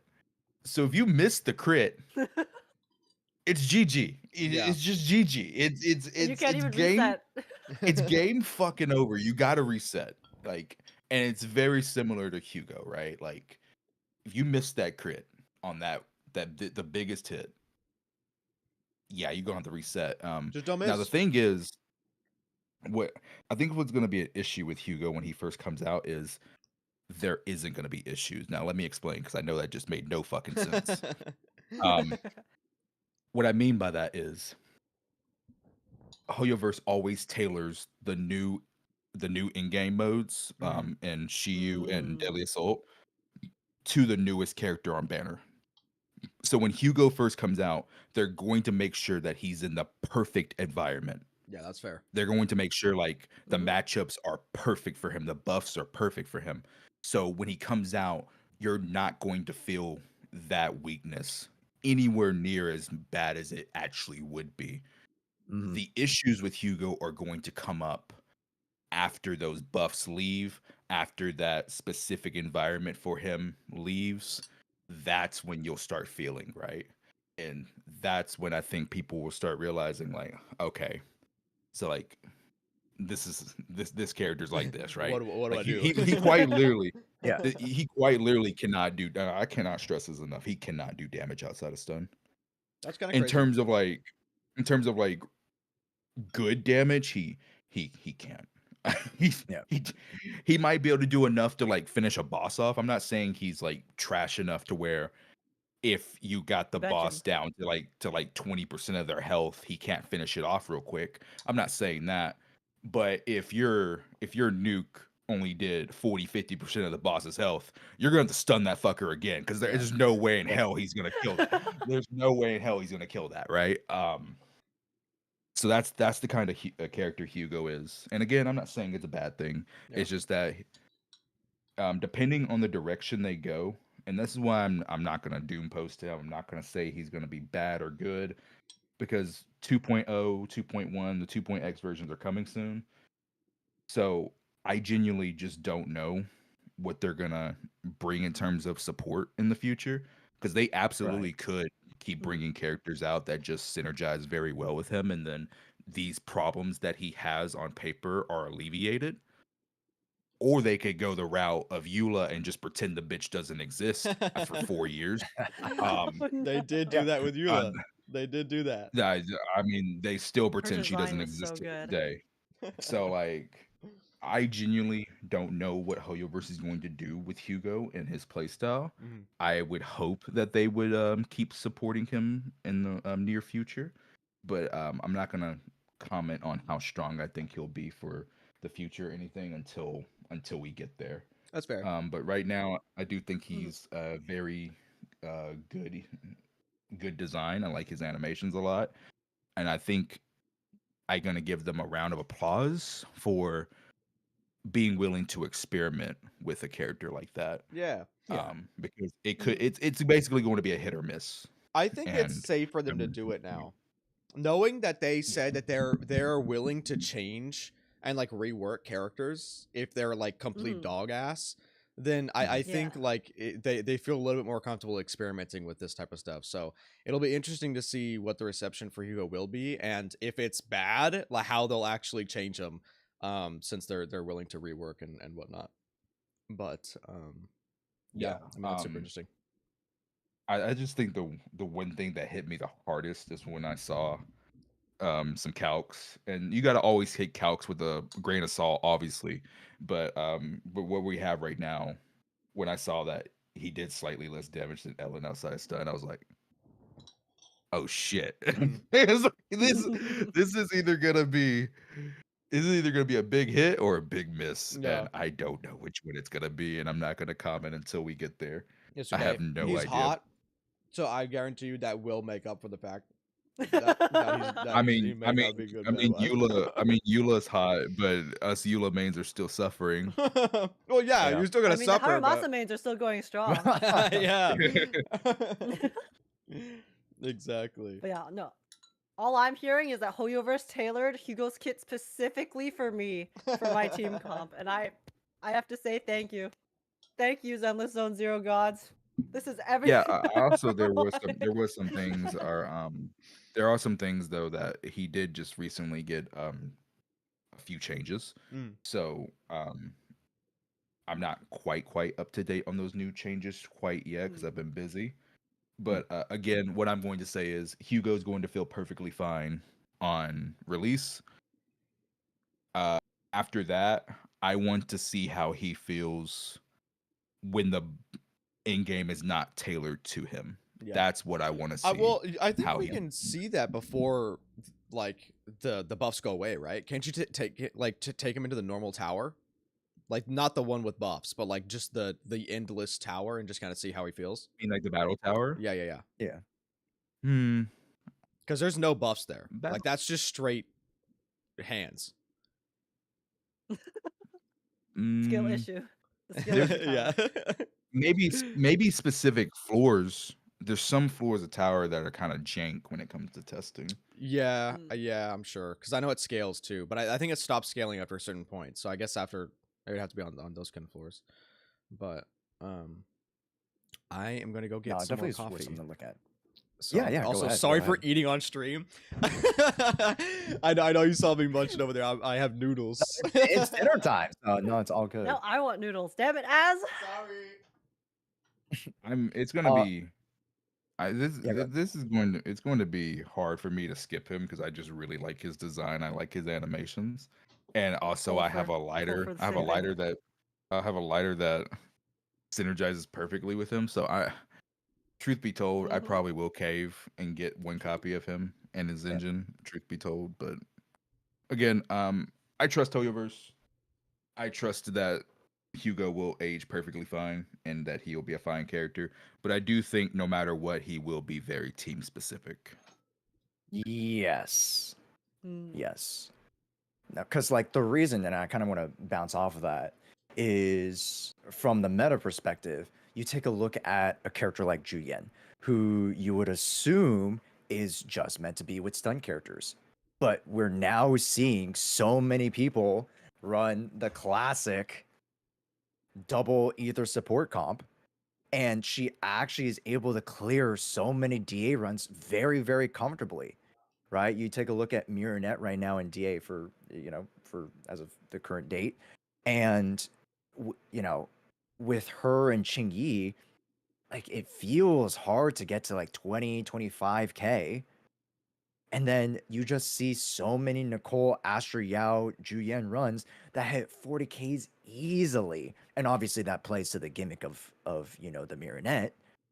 But that's what I'm a little bit afraid of with, in regards to trying to pigeonhole Hugo Vlad into these double stun comps, because we don't know the future about stun. And technically, we could see a little bit now with Trigger, as Trigger is one of our first off-field stun characters, and that's associated with Aftershock. Maybe, we could see more down the road.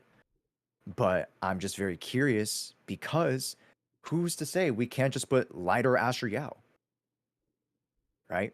And then there'll be another huge support down the road where that just, it invalidates the buff of him trying to synergize with said stun characters anyways, right? And that kind of more speaks to just the development macro wise on the game, less so like more specifically like Hugo, although we like to center our world around Hugo. But 2.0 is so stinking close. And of course, this is a leak-free podcast. Of course. But there's so many archetypes down the line that we've already been speculating in, that Hoyverse and the team have already been alluding to, that we're already going to cover, and even see some of the previous archetypes get overshadowed potentially by said new unit. So I don't want to get too much into the future of it, but it's very curious about the Hugo conversation as far as like where he fits into the meta, because he is so specific. And to that Eula point, right?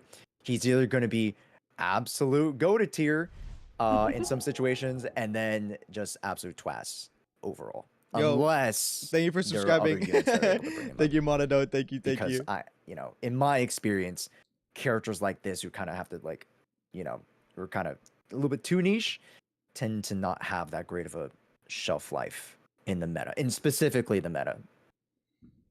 So, but yeah, I think he'll always be perfectly viable. Zenless has done a great job of keeping all their characters viable.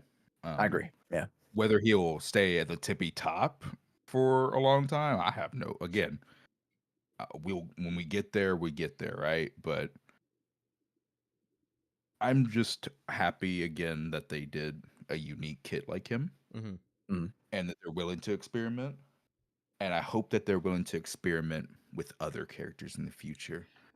I think they will. I mean, I Keep think that kind of leans into Yushwin or Why do I? It's like I keep saying. You know how I remember her name? I see Schwinn and I want to say Schwinn, like Fu Schwinn. But then sometimes I'll say Schwan, Yishwan, and it's not Yishwan, it's Yishwin, right? Yeah, it's that E. Yep. I keep whatever, dude. It doesn't matter. They're No, it's okay. They're No, experimenting can't with use the her. Mandarins. Yeah. Yeah. With like the mystic arts thing. But that is I was gonna say, do we want to talk about 2.0 now? I know I kind of like took it away from 2.0 for a little bit, and then we talk about this. But now, since we're kind of on the tail end of the podcast, you want to bring back 2.0? Well, we could we're quickly gonna go get the through like the events, maybe the ranked bang move all guys. Oh Ranked yes, Bang, I'm on that shit. Yes, great Yeah. job remembering that. I went crazy when they announced that. I told I chat, I was like competitive game. you should join me. I was gonna play. I was gonna do a stream where I'm not going to end the stream until I'm at the highest, the highest tier. Like, not saying number one in the You know server, what? but like if highest is Grandmaster, I'm not ending stream till I reach Grandmaster. You know what? I'm down. Let's go. digging it down. Here's the thing. Here's the thing. Did they announce how they're like distributing points? Because like They didn't I announce thought it. the same thing. Right, because like I was like, oh, why don't we just all 4 together? We can all just play it together and all just get, you know, top Oh, rank, true. Yeah. right? But then I was like, how are they going to distribute points if people are just going to like team Yeah, and stuff like that? here's the better question. Are they going to do the normal competitive thing where if I'm 1 elo higher, I can't queue with you? Am I Oh my am I gonna God, get am I gonna get elo locked? Where I can only Yeah, how queue much with other RR do I get per grandmasters? game? Yeah, how much RR? Yeah. No, you want to know what's crazy that's going to happen and people are not ready for? What? They're going to get matched up with people who are sweating so hard on the Bang Boo Yeah. ranked. Me. They're going Yeah, to come me. out. They're gonna- Us. people are literally. You're going to get matched up with people who have Japanese and Chinese names. And they're going to have the most insane movement text, and you're like, "How the fuck are you doing this? We only have 2 buttons. How is this possible?" Yeah, How is it-" I'm more concerned about the fact that whenever there's an actual competitive aspect added to something, that's when people figure out how to cheat. So I'm interested in how are they going to break the game? Not saying we've broken a game for a competitive aspect before age. Yeah. Not Yeah, saying we that would never do such a we thing. never do Oh. that. We've never broken the rules Bro. of a Yeah, I game would mode. never abuse mechanics that are in the game to achieve a certain goal. Of course Right. not. But like hypothetically, if players did do that, how often that will happen and how easy it will be to like counteract. Cuz like if people find a way to just throw their Bang Boo body across the map frame 1, Any you're percent glitchless speedrun. exactly. You're not really going to have a good time climbing the ranks. It's gonna be fun. It's gonna be fun. Are you gonna set up the tournament again, Josh? I'm gonna try. I'm gonna try. We're I'll be gonna there. Okay, get Az, we together have the to lock gang. in. We need Yeah. redemption, Az. I know. I'm still every time I see that clip of where I was doing so good, and then I just throw myself off the side of the map for what reason? I was so tunnel visioned on one tile. I couldn't believe it. Watching that back physically hurts me every single time. One of the chats, Bro, the only thing that made it better was one of the chats said I saw Evelyn down there, and that's what I'm going with. That's why I dived. Yeah. I saw Evelyn. Bro, I was streaming one time right before it left, and what 1.5? 1.5, right? Yeah, it was 1.5. Yeah. I got 1.5. And I was just streaming, and I wasn't even playing with friends. I was like, okay, chat, I'm gonna do a few games by myself before we end stream. And I shit you not, we started. It was the race one. We started, and 7 Bang Boos turned around and all dived at me, and I was like, what the fuck? Mhm. You all stream sniped me. I didn't even know that was possible. Yeah. I Bro, didn't it have was- 7, it was but fucking I. You make a wild, bro. valid point, actually. If I'm going to be streaming me climbing to Grandmaster, am I going to start getting stream sniped in Zenless Bang Boo Fall Guys? It's honestly easy to stream snipe too because Yeah, the you got queues are stream not as big as sniped other games. So often I in the got tournament. stream sniped so hard. That's They really be hero crazy. mods. really and do. chat. Wild, bro. Absolutely wild. Insane. Yeah, it's gonna be fun though. Do you think they're gonna add a? I hope. Is it gonna be permanent? Did they say that? Yeah, yeah. They said it was gonna be permanent. It's permanent, right? Okay, so Mhm. I really hope they can be creative. Maybe they can add a new like game because I like the fall boos and I like the racing. Maybe we just need one more and have 3. Yeah, I mean, I'm sure I don't they're know gonna what they could update do. it. Because I know there's a lot of... Mhm. I've never played, like, actual Fall Guys, but I know there's a lot more, like, different types of game modes Yeah. that's in there that they could add. But, yeah, I technically, it's already permanent. Like, it's in Redo Chronicles. Like, you can go to it right now, I'm pretty sure. But they're actually bringing back, like, it might be its own, like, menu or something that you can just easily access. Yeah. With the new map system that I want to talk about at some point. Dude, oh my god, I've been talking about that so much Yeah. on stream. I'm like, they Yeah. need to fix this horizontal scrolling I know. bullshit. It was fine when there was like 5 maps, but the now moment I'm you throwing get, my like, over screen. 7, Yeah. Yep. I know. I It's mean, we ridiculous. can get into that a little bit as well. Like you guys just mentioned, like having to scroll to go to a specific map, and then what are they gonna do to adjust the character menu system? They said it's The 3D. infinite character menu system. They said it's gonna be a 3D map. So what I want it to be, people have brought up Persona, which like that would be cool. I would like that. But they also mentioned the fact that they're like removing the needing to go to the HDD to like get to a mission. So what I think they're gonna do is I'm gonna do the exact same thing I did on stream when I explained in my chat. Boom, map, right? They have all the different locations, and then they have hollows. And if it's like a mission, then you click on the hollow, and then it'll like go into the hollow and show all the missions that are within that hollow. But otherwise, it'll have all the actual locations like just mapped out. So you just open up the big ass map, and then you just click on each location. So it won't necessarily have to be like a list thing within the 3D map. But I do hope that it's navigatable. I want to be able to zoom in, zoom out. I want to be able to drag. I want to be able to drag around. Like if it's a 3D map, let me map out Eridu. Like let me map this entire thing out. Let me actually show where the hollows are. Because if it's like a map in the lore teaser but 3D, like I think that's peak. Oh yeah, this is great for the audio only listeners. Yeah. Audio listeners, I put my hands up and I made like a box and then I pointed in the air. That's what I did. Just imagine, guys. Imagine. Just imagine me pointing out an imaginary map.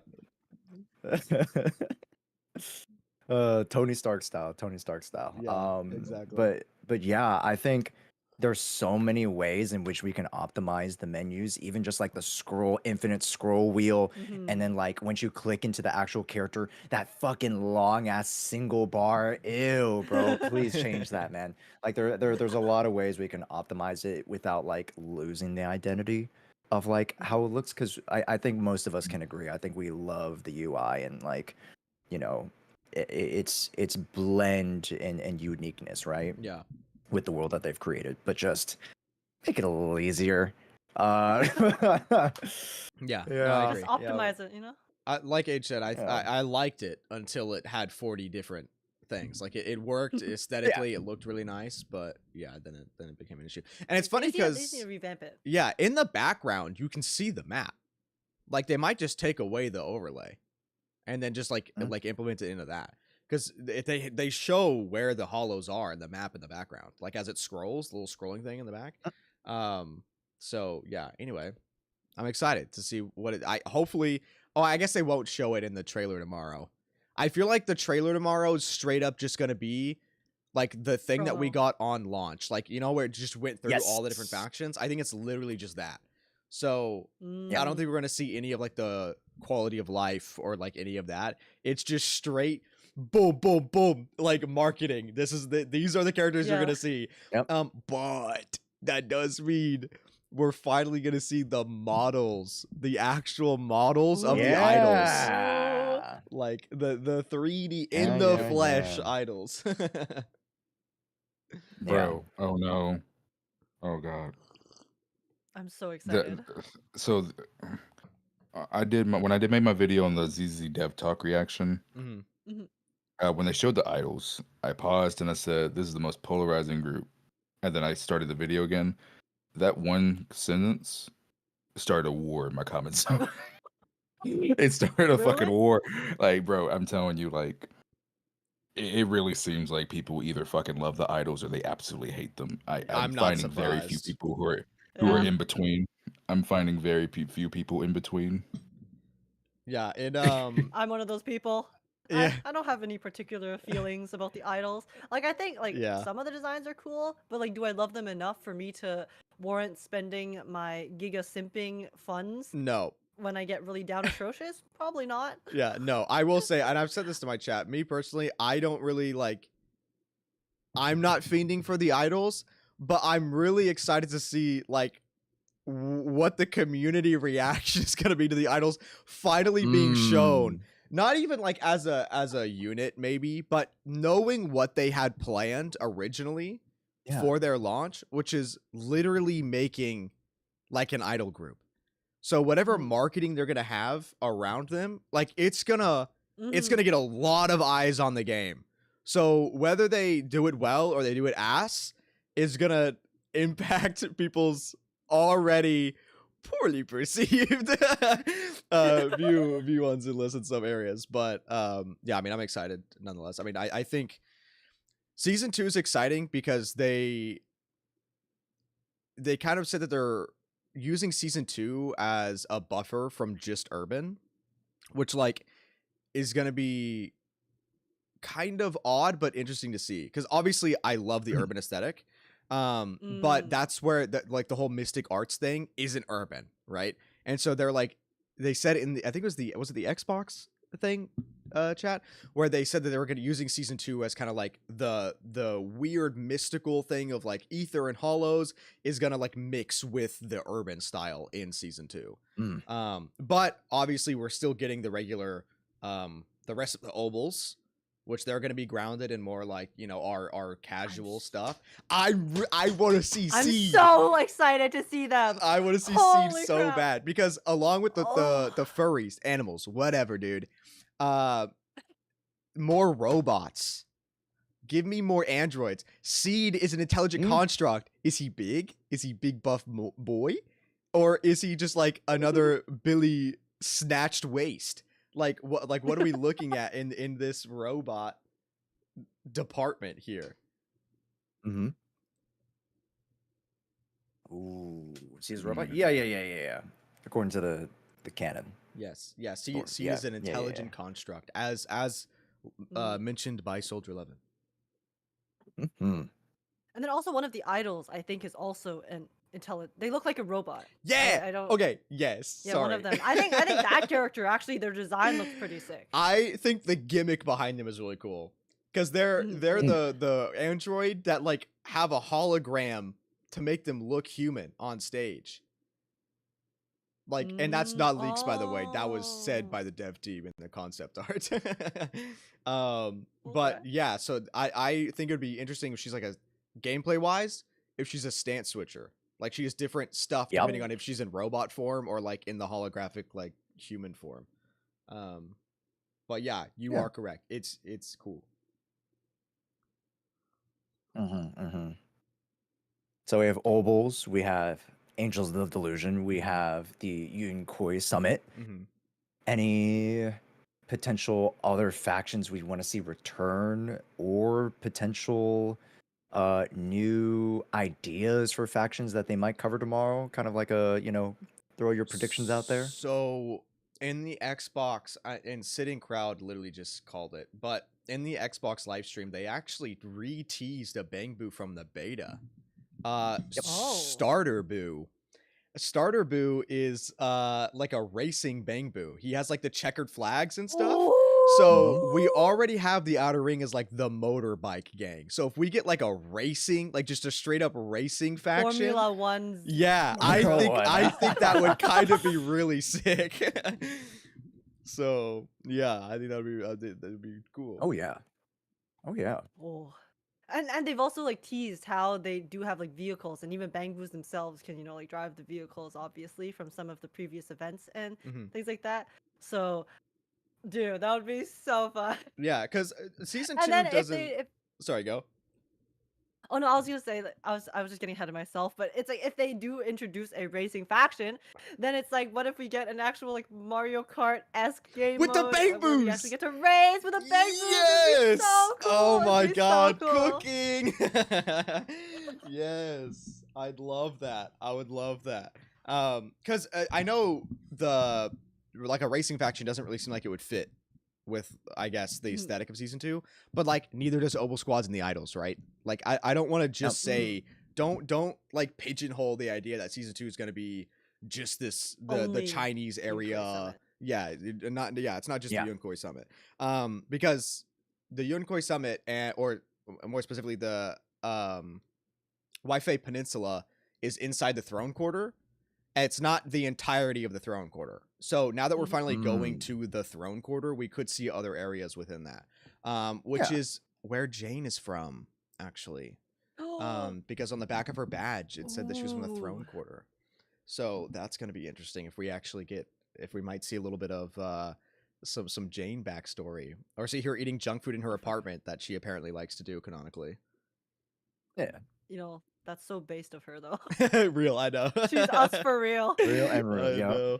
Because they said that they it was very interesting. Season 2, they want to focus on deepening the interactions between the characters, which is one of the, like I've mentioned it on the podcast multiple times. That's one of my favorite things about Zenless is the character interactions. And they specifically mentioned that they don't want to leave any of the old factions behind. Like they'll find ways. Which is very easy with PubSec, because Jane is from the Throne Quarter.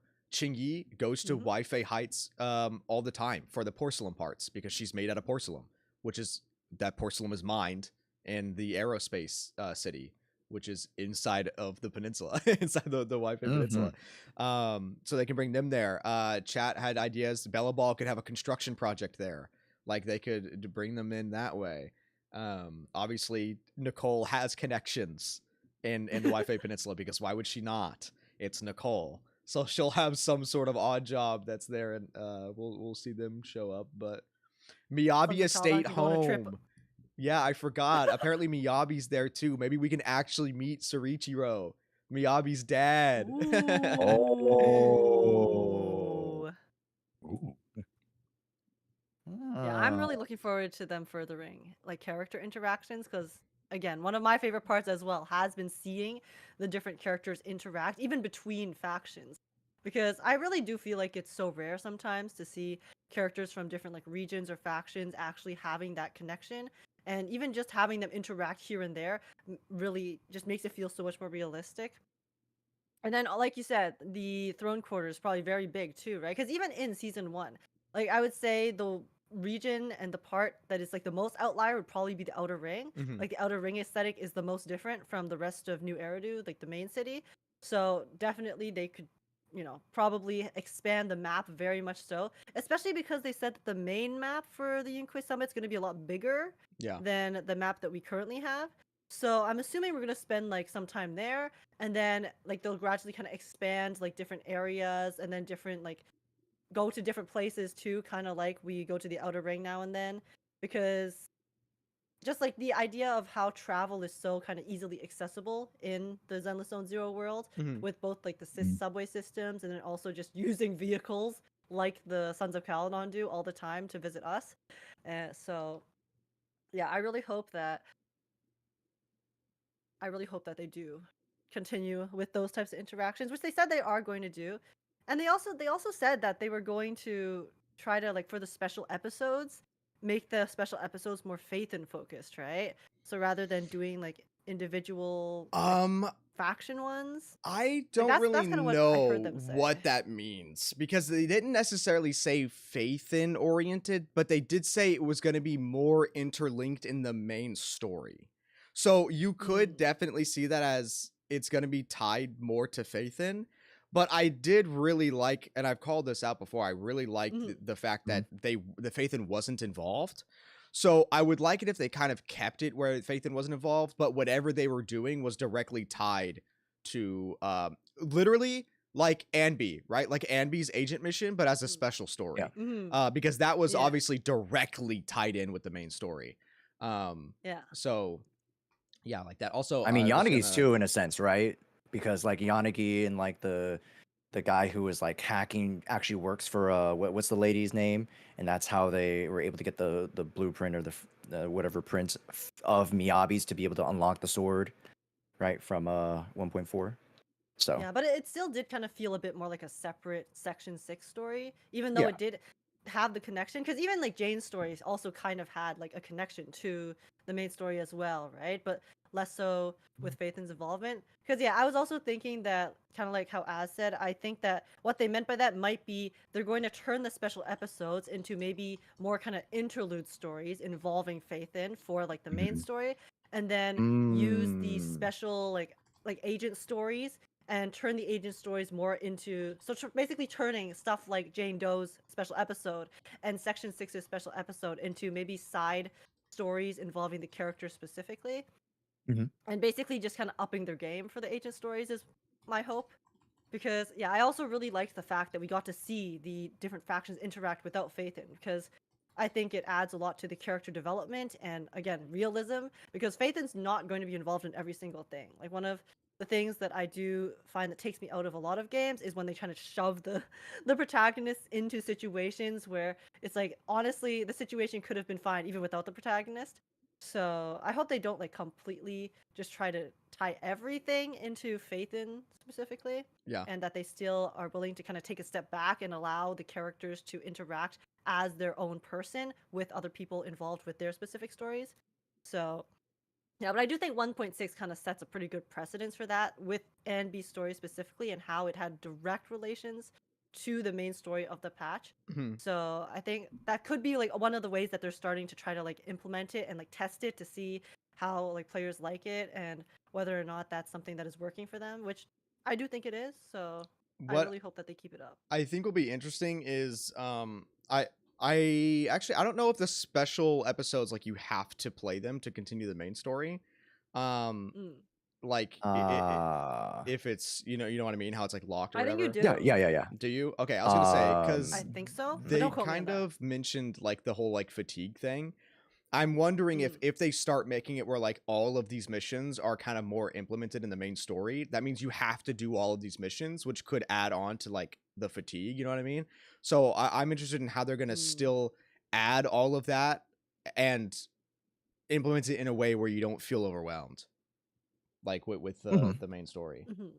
Yeah. Like I think the fatigue was like when I saw it, it was I assumed it was more referring to the events because I know one of the complaints that some people have is that they feel like because there's constantly so many events and then you have to do them at specific times, it's like you're constantly having to play Zenless and then like finish everything, otherwise you're gonna miss out on stuff. Like even I, like as someone who mains Zenless, there have been some events that I've just been unable to finish because I ran out of time or I forgot that it ended before it ended. So I don't know like where I heard this, but someone brought up the idea of how maybe like one of the ways that would be nice if they implemented it in that front was if they made the events basically last the entire patch. So you have basically access to everything at once Okay, rather yeah. than kind of time gating specific things. So then people can kind of play it at their own pace. If they want to finish it all at once, they can finish it all at once. If they don't want to finish it all at once, they can take their time rather than feeling like they have to constantly come back to the game to finish specific things at specific moments. Hey, And YouTube, then when you're like what's going on? constantly being dragged into that kind of cycle, it Sorry, makes I haven't the been able to fatigue, catch up right? with the fatigue chats. Are will we hit good?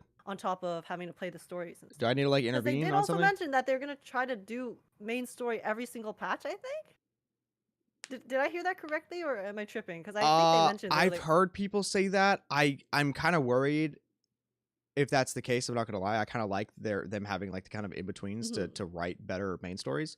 Because I don't want to run into like an issue where the main story's quality starts to drop just because they're having to feel pressure to like push it out every single time. Yeah. Because like the 0.0 to 0.4 patch generally revolves around We're like, good, YouTube. We're good. the We're main fine. story. Again, I haven't And been able then to you look at kind of chats. get the I've 0.5 to 0.7 been reading where some it's like, messages where it's like, tail end extra like do I need to do something? stories and maybe we're fine, lead then. ups to the next story. So we're good. So in the sense where like, oh yeah, a lot of people were complaining, oh, 1.7 is a filler patch. I think it's actually, technically it counts as filler. I would have to agree, but I think it's done in a very, very tasteful and a digestible way where we're not like being pushed all this information at once. Well, I mean, technically with all the lore Discussion with the around, idols. Hugo Okay. and Lycon and now getting to the sacrifices and Exaltus. Ping me if you need setting anything. up for a lot of stuff for 2.0, but I don't know where I was going with that, but yeah, hopefully that, I put my 2 cents into that. But on the topic of what we'd like to see in 2.x in general, do we have any like kind of outline theories or really just like out there ideas of like, hey, if they brought this in, if they brought in this faction, if they brought in this really, really cool mechanic, if they brought in like this quality of life or events, that it would like be really really sick for the game? Do we have My any my thoughts? biggest thing is was the ZZ Dev talk when they were specifically talking about having characters feel like they're still doing something even if they're not the active agent and Yeah, going yeah. more into that In the direction. combat. And that made a lot of people in my community go, "Oh, that just means more aftershock stuff." Right? But that doesn't necessarily mean that. Yeah, I Mhm. definitely don't I think want that's what people they to meant. I want people to be careful when if they think that, because Hoyoverse can quite literally just make a character that does the exact same, like similar style of play as like an aftershock unit, like Trigger, for example, in Pulchra, but then just come up with a bullshit name and say, "Oh, but this is a different damage type, so they don't work together." So I want people to be careful Hey, with that. thank you They for the can follow. absolutely do Thank you for the that, and follow they to Rev have done Jester. that in Thank the you, thank you. past. So that does not guarantee that it's going to be aftershock, but I am curious to see what they did mean by that, Yeah, because the way that they I could took actually mean it, different things. yeah, the way that I took it was the fact that they mentioned it after kind of testing a version of that in 1.6. Um, in the main story, we had Vivian on field just attacking Mhm. alongside us. So I think it's gonna be more of like that type of thing, where like they get to Yeah. stay on field and then continue doing just like basics or something, or maybe they could. I mean, shit, maybe they could come in and like parry an attack on their own or something. But I don't think it's gonna be like you said aftershocks. Like I don't think it's gonna be that type of mechanic. I think it'll just literally be them staying on field and kind of doing their own thing for a little Mhm. bit. Yeah, I thought it was mostly going to be a visual thing to just make players feel like they're involved rather than just completely yeeted when you swap the active character. Yeah. To make it feel more like it's a team environment, I guess. I was thinking, yeah, like kind of like how Astra and Trigger obviously will like stay on field to help attack, but not with like the skill specifically, more just with the character themselves, Yeah. just like as a visual thing. For me, Uh, running with like Az's kind of points on that though, right? Having that example Vivian character like attacking on the side, we can go from that to something that has been really teased and something that I know a lot of chat would be excited about, co-op. Oh So yeah. them testing out like Ooh. NPC units working in function, them trying to see and test like how that would work if you were to pair with an NPC. Then what happens if you pair a player with the player You know to what's go up also against certain interesting? content? You know what's interesting too to add on to that. They gave Evelyn a gear in the Lost Void that lets her parry on her own. Like she doesn't have to be swapped to parry. She can just parry while she's on field. Which why do we not have that already? I know that kind of makes like you kind of push yourself to stay with one character on the team, but I would like to parry without swapping characters sometimes. So that would be sick. And if they, I don't remember how if it was in the co-op mode when I played it in the beta, but because in the co-op mode in the beta, it was literally everyone chose one person and you were all just running around like little gremlins. But I don't remember if you could parry or not. Like if you can solo parry in the co-op thing, then that would be sick. No, you couldn't. Not You back couldn't? then. Okay. Well, then they need No. to add it. So I do agree. I think if they did do co-op, then that Evelyn thing was absolutely an experiment to see what it would be like if someone could parry on their own. Mhm. Because imagine they make co-op and it's like a raid boss you need to go fight. Let's say it's like a beefed up bringer with different moves and he's a lot more deadly and it's a co-op like raid boss. I go, let's say it's me, Age, and Josh. I say, guys, I'll take one for the team. I'll be the tank. I'm a pick Ben. I'm going in, right? Can you imagine if I couldn't protect myself with a parry. Yeah. I'm over here Just getting my take it, ass take whooped. it. Also, over getting my ass whooped it and like, would H, look kill cool it. too. Yeah, like if you're doing co-op and you manage to parry, but your friend didn't, and you see them tumble backwards, like it Wait, would be that'd be so good. Yeah, funny. it would be good. Like, I'm gonna be in the fucking corner, and I'm like, H, kill this motherfucker, kill this I'm motherfucker. attacking, I'm attacking. So yeah, that would absolutely be nice. These two up here. What was the question again? Sorry. Oh my God, yeah, I just what were completely- some more like outlier stuff or like your own ideas to bring into 2.x that you think would be beneficial for the game just in I don't general? really have anything mechanically, but I think it'd be cool if they do the opposite of the arcade and have like a board game place of like card games and board games. Yeah. That way they could still add more kind of like TCG. online. Yeah. No, like yeah, exactly. Yeah, give me Zenless chess, bro. Let me do online chess. We can do chess tournaments. But yeah, no, I think it would be cool since it's more like I don't know. I don't what I was about to say didn't make sense, but whatever. I you know what I mean. more different styles of what, because instead of having like a coffee place, we have a tea place in the new area. Mm. So it'd I be think they're cool definitely if gonna do they that. yeah, it'd be cool if they have it's arcade parallel in the new place. Instead of a noodle place, we're gonna have a rice place. Yeah. Mm-hmm. Yeah. I mean, in terms of new mechanics, I also didn't really have any, and I am mostly just looking forward to the story and the characters and stuff. Me too. But one thing that they did mention that I was pretty interested in is that they said that they were going to try to make the maps also kind of have enemies, like the overworld maps. They wanted to kind of meld the experience of the like in Hollow fights and the overworld maps as well. So I'm very curious how they're going to do that. Like in my head, it's like I would think of Star Rail because you have like maps and then you have sections that have monsters kind of in that sense. So that's like my illusion to how they might try to implement it in that manner. But I just want to see like what exactly they mean by that. Yeah, I'm interested No, in that I think too. you kind of painted it. Yeah. No, go ahead, S. I whenever I read it, I didn't necessarily go to the Star Rail. I actually went to the smaller open world sections in HI3, like of I don't remember what it was called, but the Sakura one, where it was just kind of like there was just enemies littered around that you could just run into. But I am curious how they're gonna. Is it just still when we're in the overworld we can swap to like, you know how we can walk around with any character that we have? Is it like that? And then we still like, is it a full team thing, or is it just whoever the active person you're walking as is the one who combats, or like yeah, I'm curious to see how they fully implement that, because that will be interesting.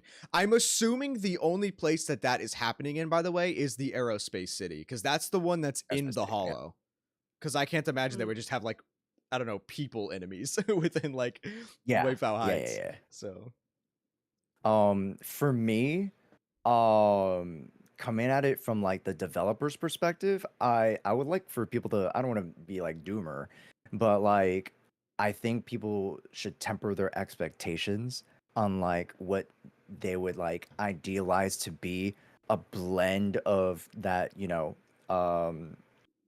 just regular area and then the combat area.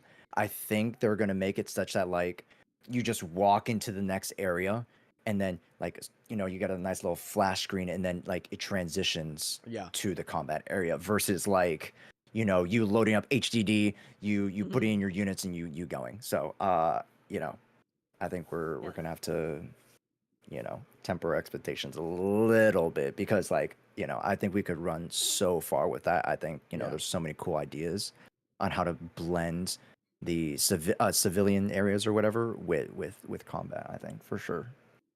I think they're just gonna do it like Star Rail, in which they have maps that are just safe, and then they have maps that have monsters. Yeah. So it'll be cool. You still have like the civilian cities and stuff, but then you'll maybe go off to the side. So like you said, rather than going into the HDD, rather than going like into the Hollow after like a whole ordeal, Hello, you just are Nelsie. able to like walk to the edge of the Welcome in. street, maybe that enters to like the next section that has monsters in it, and then you just go to the section and then you do your fights. However they implement it, I trust them. They have yet to show me a reason to not not trust what Yeah. they're cooking, whatever it is. Ooh. I forgot what I was gonna say. Never mind. Someone else go. Oh yeah. I'll put in my little point. In the CN dev, they said they were going to try to tinker with some abilities that adjust. Oh, also, yo, Mickles, thank you so much for the raid. I do appreciate it. Everybody from yeah, I did. I was like, what? I was like, I got a little notification there. Good thing it came Welcome, before I jumped into the Raiders! point. Yo, what's up, Mickles? Welcome in, everybody.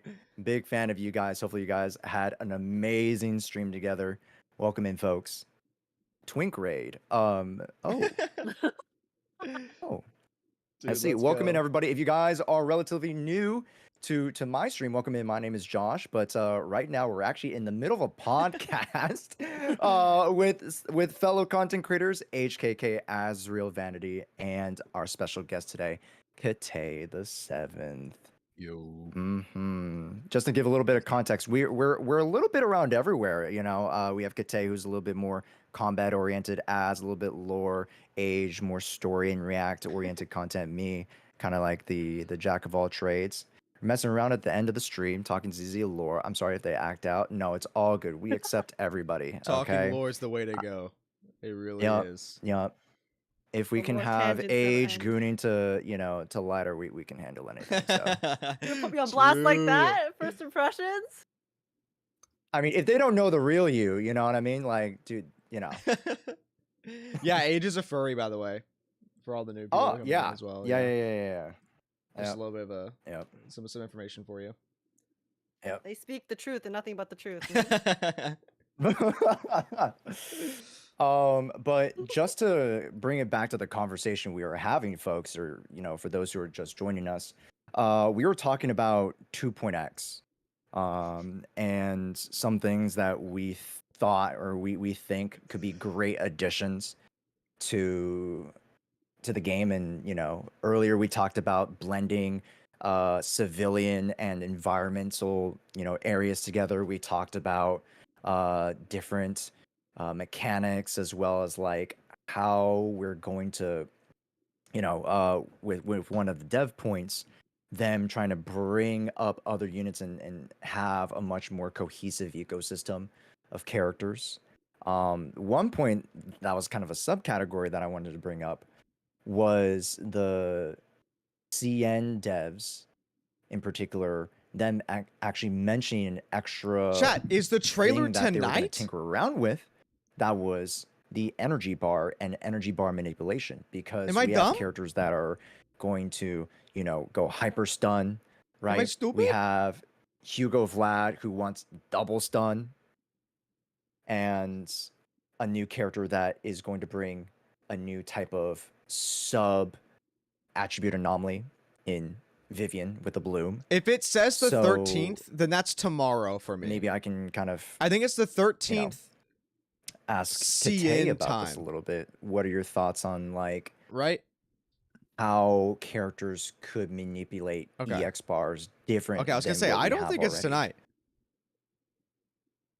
Different than what we already have right now. Yeah. So you mean like, give me an example. You mean like Bernice, for example? Is that what you're Like talking about? yeah, exactly. I think Bernice is a great example, or like one of our realistically only examples of like utilizing different varying points in the bar to perform like Mhm. different abilities, as well as certain thresholds, being able to activate certain things and whatnot. So I'm very curious as to like how could they adjust, or like are there abilities that they can do, or just like let's say a regular special or EX special that would or maybe in a stance switch, or like chains basic extra core abilities, synergies and stuff like that that could change up the game. Because EX bar is just like, oh, you do attacks and you do things, you build up to the bar and you use the special or use the Yeah, EX special. So yeah. I want to see more. I want to see more characters like Evelyn.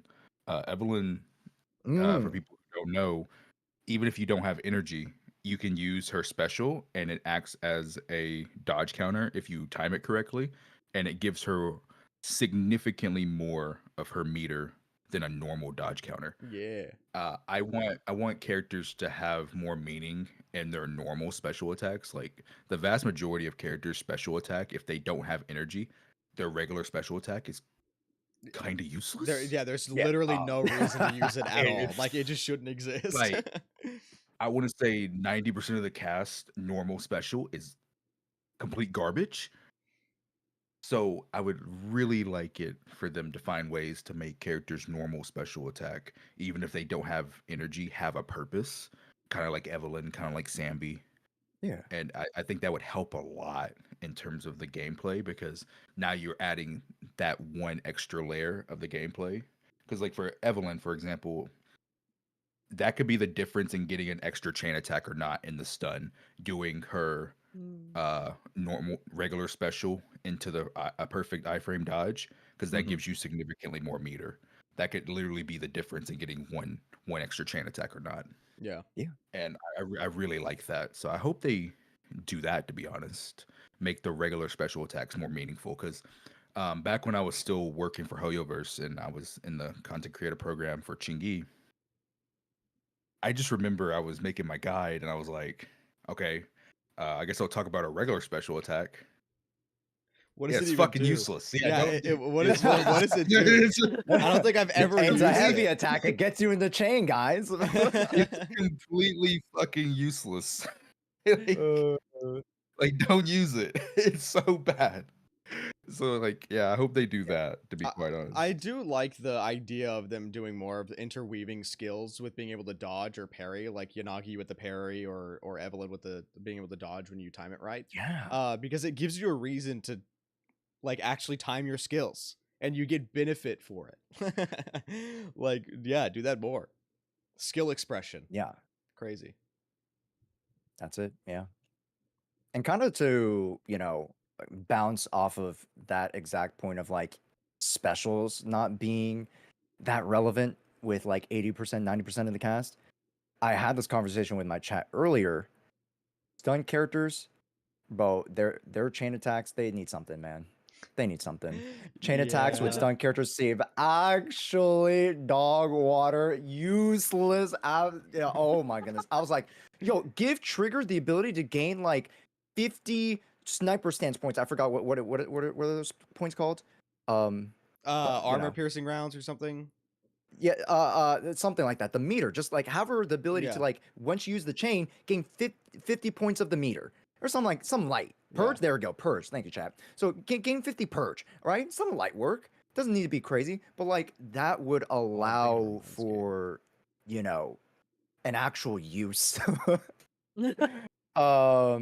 Contrary to what a lot of the stun characters have with their chains and their ultimates, which is like it doesn't Nothing. contribute too much. I mean, couldn't they Yeah. just also like just over the board make it where like if you use a chain attack, then maybe it puts a stack on the enemy so that when they recover, then they get more days the next time, right?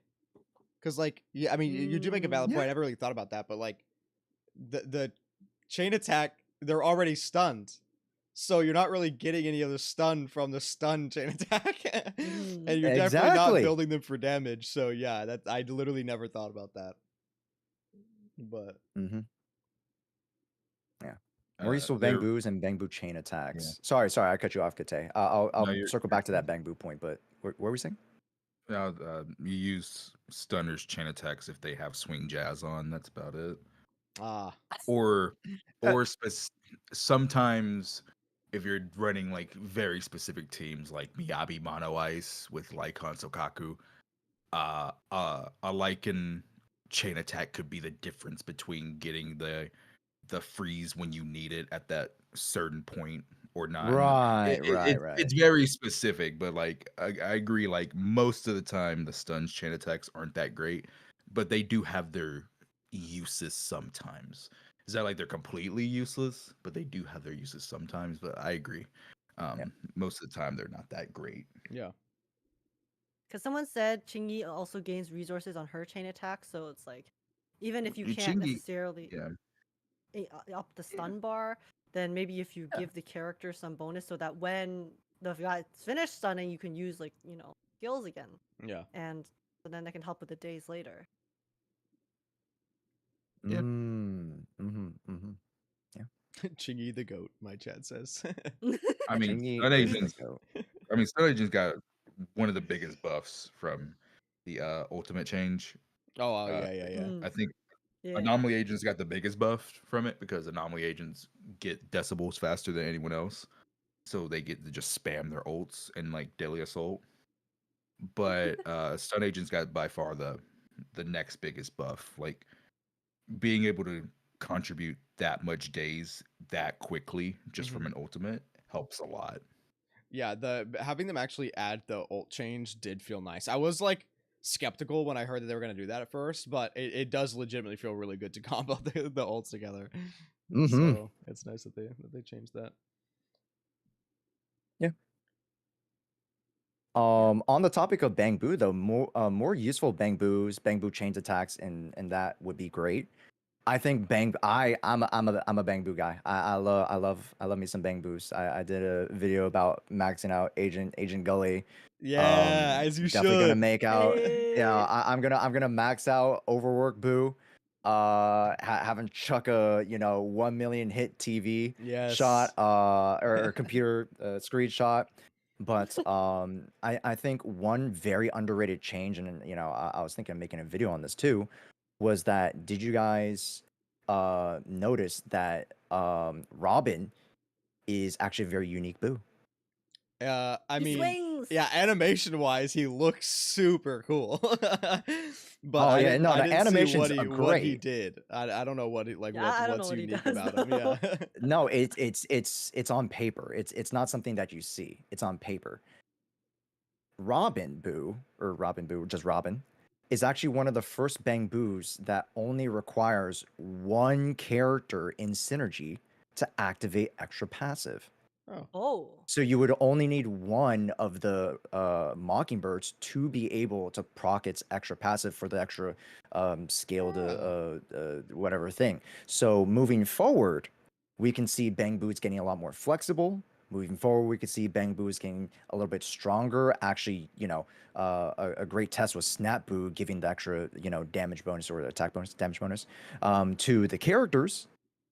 This is going to help them integrate so much more into the overarching combat and make them feel much more impactful. Yeah, true. So I have to agree with you guys in chat. Like, man, Bang Boos 2.x, they're looking at them. They're really looking at them. So I'm very, very excited to see how more get implemented. So excited. Yeah. Do you think they maybe did that just because there's 2 Mockingbird characters versus like a full faction? So it's kind of Well, harder. I know they That did it is with a do it. reason. Snafu. They didn't do it with Snap That is a Boo, reason. because doesn't Snap need 2? Yeah, Snap needs Snap needs 2, but the better damage ability bonus. with the damage bonus, you don't Yeah, need yeah. synergy. you don't need Oh, it. okay. Yeah. Mm. Yeah, Yeah, Snap yeah. needs 2 for the healing. Snap Yeah, heals. yeah.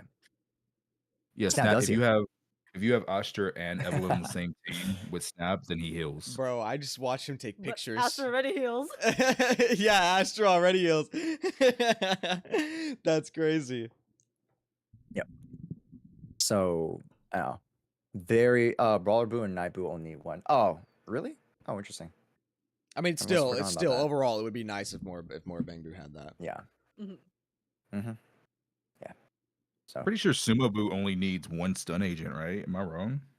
probably. Yeah. I might just be wrong in the sense that this is the first character that does it.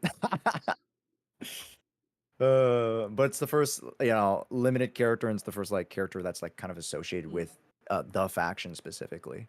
So, yeah, I'm very Fair. excited about that. What Yeah. about Overwork Boo? What does Overwork Boo do?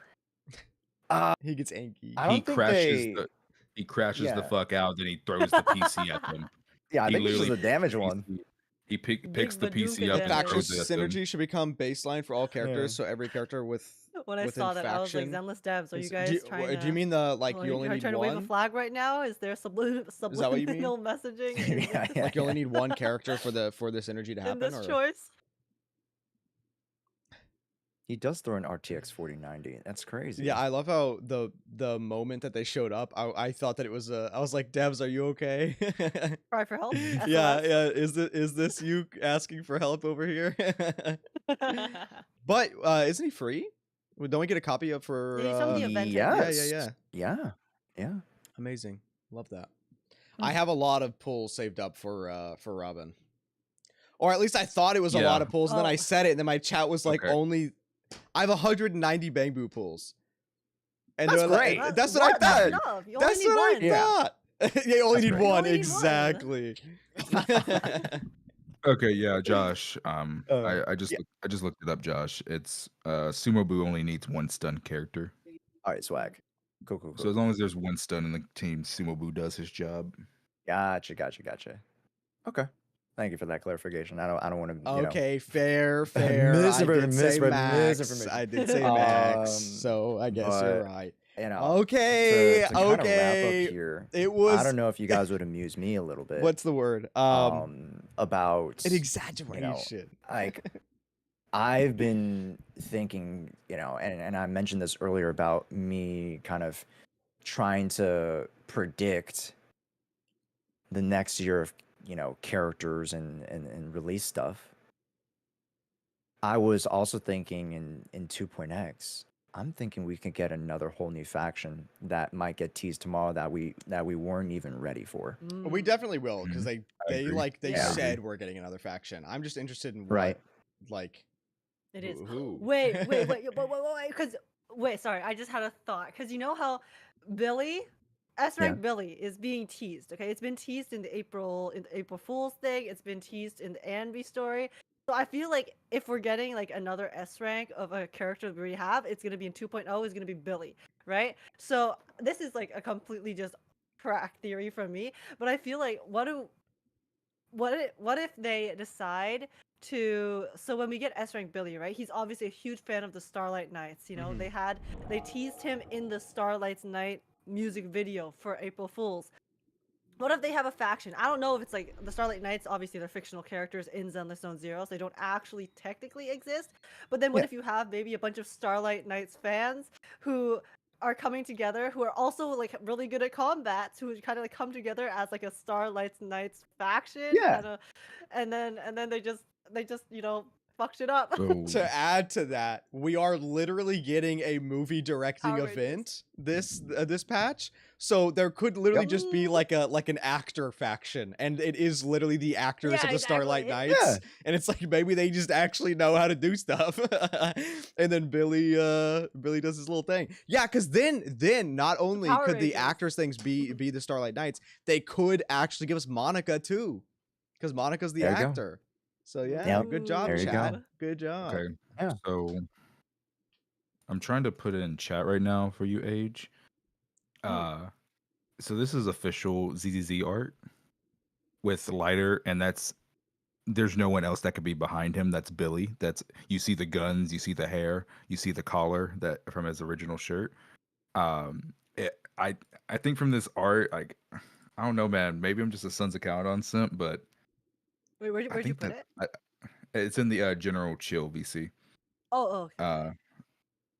Pop it But up. yeah, I see S rank Billy being a fire character from Sons of Caledon. Fire Sons of Probably Caledon. not in From 2.0, his Courtney, champion but the days. trailer that we're getting He has, like- tomorrow and he is has, for like, like the 2.0. gun, like, Oh, the- is that the what you thing meant on the too? Did you right mean side? 2.x and I not don't know. 2.0? Okay, never I mind. don't know what that is, but Never mind. it doesn't look like pistols to me. Mhm, Unless mhm. that's his jacket, maybe. Oh my God, Let me no, pull up I'm- the image. Let me see. Yeah, I got Yeah, those are his pull it up pistols. too. And they're shooting. You see how it says bang right next to the gun? Those are his pistols. Yeah, but the thing is, like, even when we look at Ambi, right? She's technically using like the sword still, even in her S rank version. So I think they're probably gonna keep like the pistols themselves, but they're definitely going to like kind of upgrade them and make them have like some sort of gimmick that's different from Mhm, just the mhm. regular see. A rank version. I don't know what that is, but I just really want to see him use some either bigger guns or just more guns, or I don't know. Yeah. Give the guns an AI. Let them talk like in his trailer. Oh my God, yeah, let them God. actually I completely yes. forgot about that. Let them be real. Oh, that would be so cool. Let them have a voice. Yeah, because they did that in his that'd be trailer and then beautiful. never addressed it again. Yeah, because it was just a goofy Oh. thing. Like I don't obviously I know don't really have it, but like then he gets out there. I have 2 guns. He has 2 besties. He literally just has 2 besties with him the whole time. Yeah. Now it's for me, like it's like the death from Soul Eater.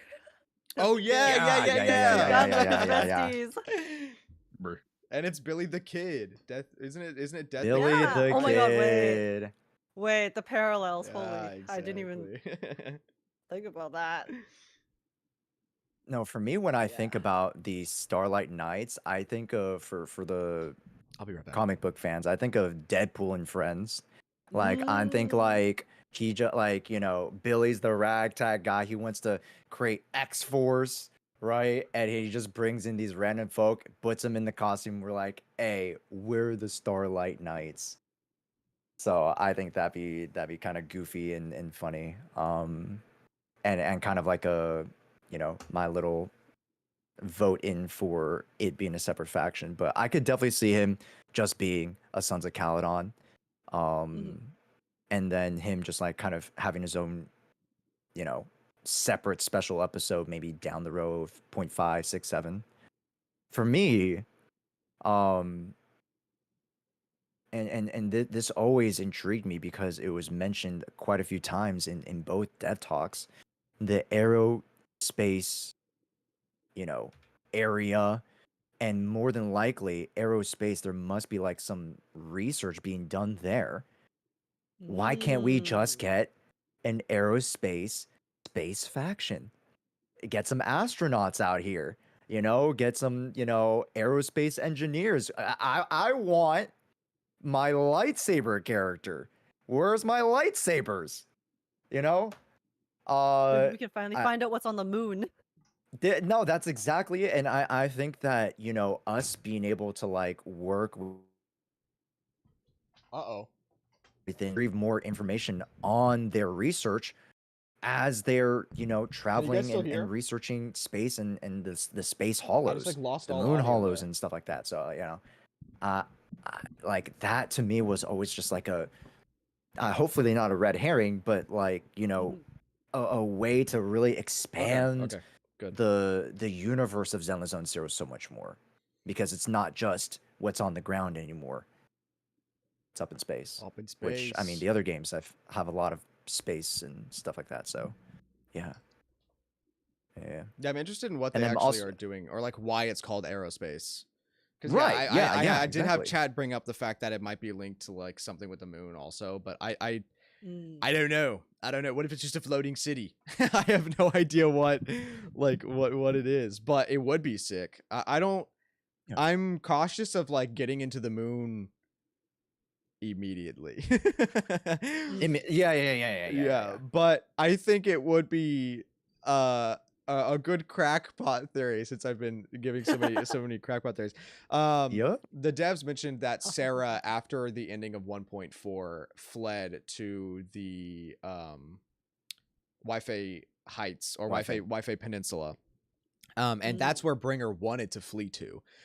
So the fact that they both wanted to go there makes me think that the Exaltists have like a base there, which to me, if they had a base, then it would be in a hollow area, which is in aerospace. That place is like a functional city with, it's probably built out of porcelain since it's very ether resistant. Then they may have like a little base there. But if they did have a base there and it's called the Aerospace City and they want to connect it to the moon, then they could very easily say that the Exaltists base is on the moon because the fissures link to hollows. So what if the aerospace place links to the moon? I don't think that's true, by the way. I'm just gonna put that out there. I don't think that's true. I'm just throwing crackpot theories out there today. No. No, but I think, like now that's just it, right? Like these theories, it's an exciting time to be getting into Zenless Zone Zero, just because lore wise there's so like a huge platform we could just launch ourselves off of, right? From lore, story, characters, gameplay, that they've been setting up in the past couple of dev streams and trailers and such. So, yeah.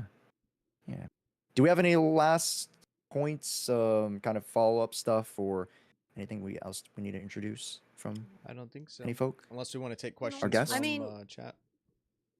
I saw We I could. saw someone mention that it'd be cool if they could have like a maybe doctor slash first responder emergency Yeah. kind of units faction as well. And yeah, I also do think it would be really cool if we could also just have more like another faction that's just like people doing their job. Yeah, I You know? agree. Like obviously it's cool to have factions that are these specific like sects and groups and organizations, but more people like PubSec, more or Section 6, they're just kind of vibing. They're just working their 9 And to 5, Bellabog, you know? they're literally just doing Yeah, construction Bellabog, work. exactly. Yeah, and especially with such like a new region, right? Janus Quarter, there's like so much potential because they have to have infrastructure, of course, for Mhm. everything to run properly. So if we just, it'd be a very nice way for them to introduce some regular Joes just hanging out who also happen to be proficient in combat as well. As they should. They should. More characters like that Exactly. would be fun. Yep. But yeah. I think we're 2:30 in. I think we can Oh. wrap it up there. Amazing. I didn't even, I only felt like it was like an hour 30. I was like 2 hours. What the? Yeah, it's been going on for a while. That felt like 1 hour tops.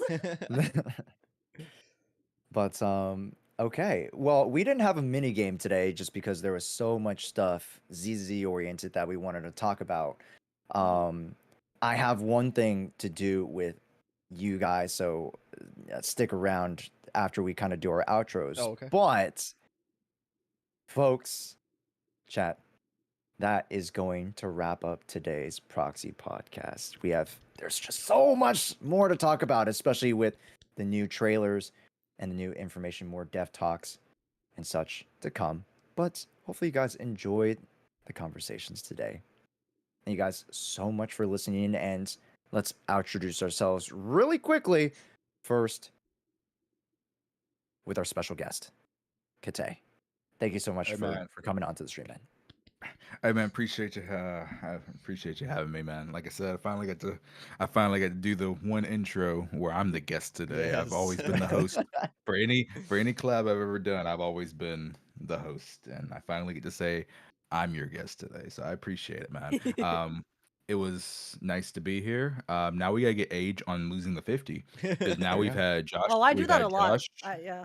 The Yeah, name is we've very had Josh apt. on losing the 50. We've had Azriel on losing the 50. Now we gotta get Age on losing the 50. Then we'll Yeah, have all of I'd y'all. love to. And then Well, then we everybody. need to we talked about it, Josh. We need to for 2.0 get the losing the 50 host and you guys and just make Yep. one big ass podcast and Combine. Yeah. we'll be good to go there, man. But hey, appreciate you for having me on. I know I was quiet during some of those lore points, but I was kind of focused. I was locked in. I was like, let me not miss what the fuck they're saying. Hey, I'm so Yeah. sorry. I have an emergency. I need to go. But I Oh. just messaged me what happened, Oh. and I'll Yep. well, whatever you had. Yeah, I'm so No, you're sorry. good, Hey, bro. chat. You're good. Nah, Hope everything's you okay. go do what you need to do. Yep. Hey, chat. I'm so sorry. I'm gonna have to go. Did not mean to cut that off like very quickly, but I do have an emergency. Sorry. 1 second. Let me get this thing here. Okay, yeah, I'm just gonna say goodbye. Thank you guys. I appreciate you guys coming out to the podcast, and I will keep you updated. I'll be live streaming tomorrow. Yeah, I'll keep you guys updated. Sorry.